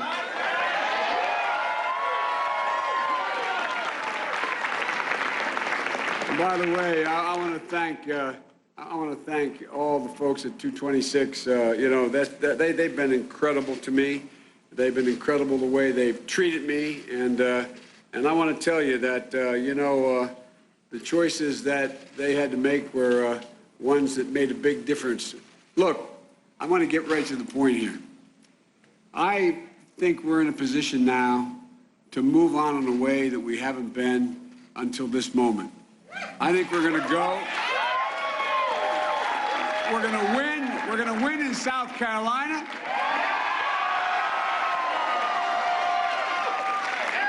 And then Super Tuesday, and we are on our way. Look, we're here in an IBW hall, and I want to tell you, they stepped up at a moment like at the just an incredible right moment. And with that, the ironworkers, firefighters, teachers, culinary unit, the ATU, and so many others. I've said 100 times, you're the reason why I'm in this. You're the ones who built the middle class. You're the ones who brought us back. And by the way, this time when we rebuild the middle class, we got to bring everybody along. Everybody along. Black, brown, women, men, straight, across the board. You know, all right, we're going to continue to listen to the former Vice President Joe Biden. Dana, he sounds pretty upbeat right now. The numbers that are coming in, 10% of the popular vote, shows him in second place behind Bernie Sanders, but he's clearly upbeat about what's going on. It's all relative, Wolf. He's doing much better here than he did in the first two contest states. To be fair, that's not saying much, but you know what? The fact that he is, just looking back at the board, there's only 4% reporting at almost 20%, very, very far behind. Those are the county delegates. The county delegates, which is what matters when it comes to the numbers. Very, very far behind Bernie Sanders, but still, he's in the game and in the hunt to at least get you know, potentially a couple of delegates. I mean, we'll see how that goes. But just in terms of narrative setting, like Amy Klobuchar, his campaign learned get out early, you know, sound positive, sound upbeat, because that only helps with fundraising and everything else that comes along with what they need to be able to compete in the future. 4th in Iowa, 5th in New Hampshire, so 2nd in Nevada does taste good. If he winds up. If those numbers hold up. If those numbers hold up, people will look at the margins, people will debate it, people will say you're the former vice president, you're through the first 3 contests, you don't have a win, but, and the emphasis on the but here, to Dana's point about it being relative, the former vice president said it himself twice in the first minute or two. He said, now we're going to go into South Carolina and win. He has to win in South Carolina. You cannot be a former vice president. You cannot be Barack Obama's vice president, the most popular Democrat in the country, Barack Obama for 8 years, and continue to underperform. But he gets a shot here. Again, this race, Bernie Sanders has the early momentum in this race. Below that, it's a who knows. We don't know about Bloomberg yet, who's not on the ballot next week. Joe Biden has one more week before Michael Bloomberg is on the ballot with all of that money. And so Joe Biden needs a win to springboard him into Super Tuesday, to get moderates who might be watching all those Bloomberg ads and saying he's got the checkbook. Joe Biden's been stumbling. Do I want to switch? We've seen a number of members of Congress move over to Bloomberg. We've seen a bunch of other people in the states, former mayors and current mayors and the like, move over to Bloomberg. Joe Biden has to stop that. The way to stop that is to perform. Second is not great, but second beats 5th. Now he has to go to South Carolina and win. What about Pete Buttigieg? Well, this is going to be really interesting because one of the big raps on Pete Buttigieg is that, yeah, he does really well in really white states. Well, Nevada is not a really white state. It is a more diverse state, and he is keeping up. I mean, he's a distant third from Bernie Sanders, but he's not that far away from Joe Biden, whose calling card has been the ability to get black support, to get Latino support. It's very early. Again, when you look at the county delegates, only 4% in, but at that early number, Buttigieg is, you know, in and around and among those who haven't had that reputation of not doing well in diverse states. Pretty soon, John, you and I will be at the magic wall seeing where these numbers are coming in from. There's a lot to assess. Much more of our special coverage coming up. We're waiting for some more numbers from Nevada. We'll be right back.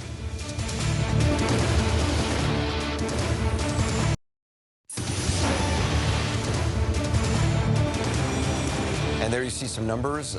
Senator Sanders, a very good night for him, 44.6%. Joe Biden, 19.5%.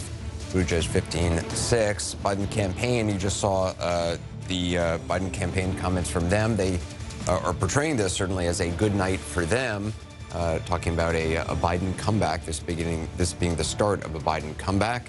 Obviously, it's a much better night for Bernie Sanders. There's the tweet from Greg Schultz saying, based on our internal data, Biden will come in a strong second tonight in Nevada. In the entrance polls, Biden won the African-American vote, voters over 65, voters who oppose Medicare for all. Make no mistake, the Biden comeback starts tonight in Nevada. Is that good?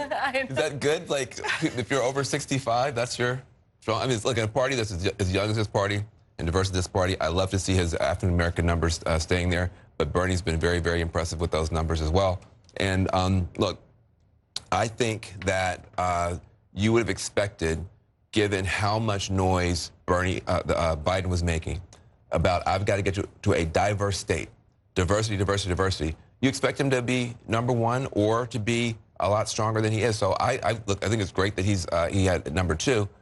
But I think for them to try to make that into this huge, if you told us 6 months ago he got beaten by Bernie Sanders in his first diverse state, I don't think the people we have. First of all, I don't even think we know if he's #2. I don't think we should jump to that at this point, even though that's what the numbers seem to show. They clearly want to get that message out as soon as possible before anything else might change. This is the narrative, which is we've won African-American voters. That's going to help catapult us into South Carolina. This is our base, and we're moving on, and we've saved our campaign because we didn't do anything in Iowa and New Hampshire. Now, he captured the stage. He came out early. He pulled an Amy Klobuchar. He came out early, and that's a smart thing to do. But if it turns out they're not second tonight, that's kind of a problem. I think the question is who's going to be viable, as we call it, at the end of the night, which means getting 15%. So you get actual delegates, and their campaign, I know you know this, Bakari, their campaign believes that they will be, and Bernie Sanders will be, and that will be it. But it remains to be seen. I think that part of this and part of what the Biden campaign is attempting to do is change the narrative, because there have been many in the media that have killed this campaign and said that the campaign was over, all because the two whitest states in our primary cycle voted first. So you get here and now you do have momentum. And the thing that benefits Joe Biden the most is that you get to go to South Carolina and possibly get a victory, but then there's only 3 days until Super Tuesday, so you at least have an opportunity to build momentum. And while we're talking about candidates, we were just talking about Elizabeth Warren having a superb debate, having the best ground game out there, and yet she's polling, we don't know where she's polling, but she's not polling in the top 2, 3, 4 right now. You talk about Amy Klobuchar, who we just celebrated for coming in 3rd in New Hampshire. Like, we gave her a parade for coming in 3rd in New Hampshire, and now she's trailing near the back of the pack as well. So I think Joe Biden is actually moving in the right direction, because now you actually get to the diverse base of our party, and the South will actually vote. Joe Biden started at a considerably higher place than Amy Klobuchar or Elizabeth Warren by virtue of being the vice president and staking his entire candidacy on how he was the most electable. So the idea, like, he was the one who came in. He should have been polling first and seconds in every one of these contests, and he wasn't. The two women that you mentioned, no one was expecting that. I don't disagree with that, but all I'm saying is for the past, since February 3rd, since the first, I believe that was the first caucus, we have been pronouncing Joe Biden dead the entire month of February. And all I'm saying is, for now, his campaign is actually beeping. You know, it's showing some light. Agreed. That is true. I'm not saying he's dead. We're not rolling it out and putting it in the cooler, okay? Do you have a sense that, do you have a sense, though, that he rose to 19.5%, or do you think he fell to 19.5? Like, is this, you're saying that this is momentum upward? No, I'm saying this is momentum upward. I think that everyone will say that up until, in the month of January, polling showed that he was either winning or coming in second, but he was most likely winning Nevada. But all I'm saying is that for the past 3 weeks, everybody has been saying something is wrong with this campaign, and now they do have a glimmer. I also think margins matter here. We're talking about probably a really distant second place, if it is second place. So not just for Joe Biden, but for everybody on that list of candidates who are maybe 20 points behind Bernie Sanders. That is a cause for real concern, because it means that none of them are really doing what it takes to consolidate. The moderates are splitting, right? Yeah, they are not consolidating support. Well, even if you add up, you know, something that people were doing a couple of weeks ago, which is adding up support for all the moderates, and then comparing it to Sanders, you still can't catch Bernie Sanders. I'm the math guy, and you beat him by a smidge.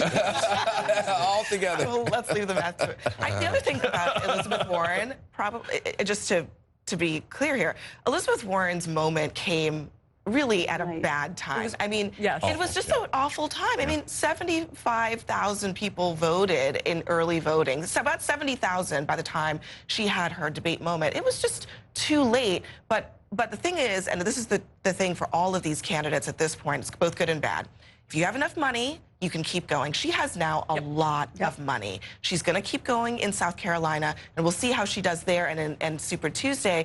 But, you know, I think her moment from the debate is going to persist a little bit beyond Nevada. I mean, she had what people thought were good debate moments often, and it's still didn't translate. Her debate moments were usually, it was about the case she was making, it was about a policy, it was about a platform or an agenda. It's not the kind of clip that gets played over and over and over again after the debate. This last one was the first time where she had one of those debate moments that we were going to talk about for the next 4 days. But the question about Elizabeth Warren is a very simple question. It's like the basic political question people have to ask, which is, where does she win? She had the best organization in Iowa. She had the best organization in New Hampshire, the best organization in Nevada.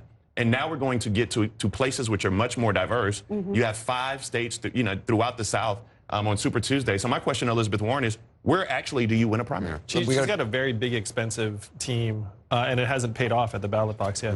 We're going to take a quick break, as this is shaping up to be a very good night for Bernie Sanders. We're standing by to hear from the Senator live. That's coming up as our special coverage of the Nevada caucuses continues.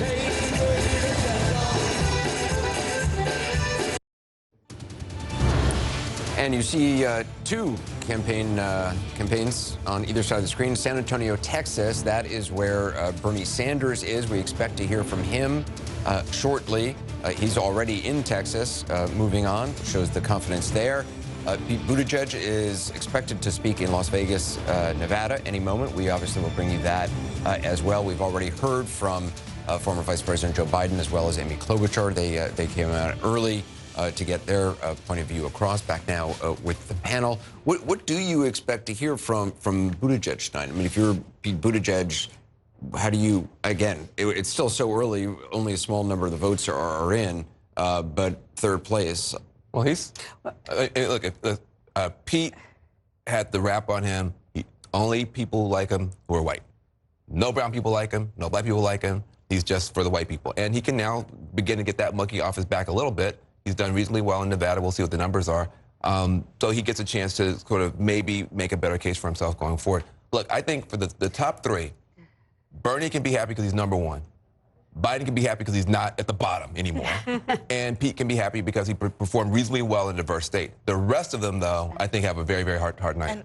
And based on what sources I've been talking to this afternoon have been saying is that their narrative out of this is going to be that if you looked at the polling going into Nevada, they were not expected to perform in the top 3 necessarily. And so they're viewing this as a sort of pattern, I guess, of overperforming. Overperforming in Iowa, overperforming with a close finish in Nevada, in New Hampshire, and now overperforming in Nevada. But I guess we'll have to really wait and see how that actually ends up turning out. And I think the other piece of it is what Van pointed to, which is if you look at the entrance polls and just the early data that we have, it's a better performance among people of color. But he's going from a place of 0 in some polls or single digits. Yeah, it's still to double digits, which is better. But you know, as baby steps going into South Carolina, because that's where there's like real work for them to do. And I was gonna say it's like moving the goalposts a little bit. I mean, what he needed to. He did considerably well in 2 of the whitest states in the country. What he needed to do tonight was to win relatively big amongst people of color, and he didn't do that. He didn't perform as well. And even with someone like Joe Biden, whatever the fact that we are so excited about him getting 2nd place, I think speaks to where this campaign is at. And I think it's also, let's look at the rest of the Democratic field and heading into South Carolina. I don't see a path to victory for a Pete Buttigieg tonight that comes in 3rd place, even if it was marginally better. Let's see if he's 2nd. You know, let's see if he's 2nd place. But you're absolutely right. His numbers are not good with Black and Hispanic voters, although they've inched up. because they've inched up from 0, which was what expectations were. 200%. But and you know, narratives coming out of these events are always, unless you win. Yeah. And we'll hear what Bernie Sanders has to say if he's the winner. They're all, you don't believe them. I mean, they're all like, we exceeded expectations, says Amy Klobuchar. We had a great night. Says Yeah, this has been the sort of legacy of the You've caucuses. lost. You've had great nights when you lost. I have had great nights. I mean, what do you expect a candidate to say? Yeah, what else are you? I mean, personally, I expected Amy Klobuchar to come in before Tom Steyer and Tulsi Gabbard, so she did not exceed my expectations. But I thought she was very smart to come out early the way she did. I think Buttigieg has a single thing he has to prove, and that is, can he win over black and brown voters? There were more brown voters tonight than there have before, and a few of them seem to have gone for him, which is good, but it's not enough to allay the concerns of Democrats that he can't mobilize the base. We believe we're going to hear very soon from Bernie Sanders and Pete Buttigieg as they address supporters tonight. We'll be back after a quick break.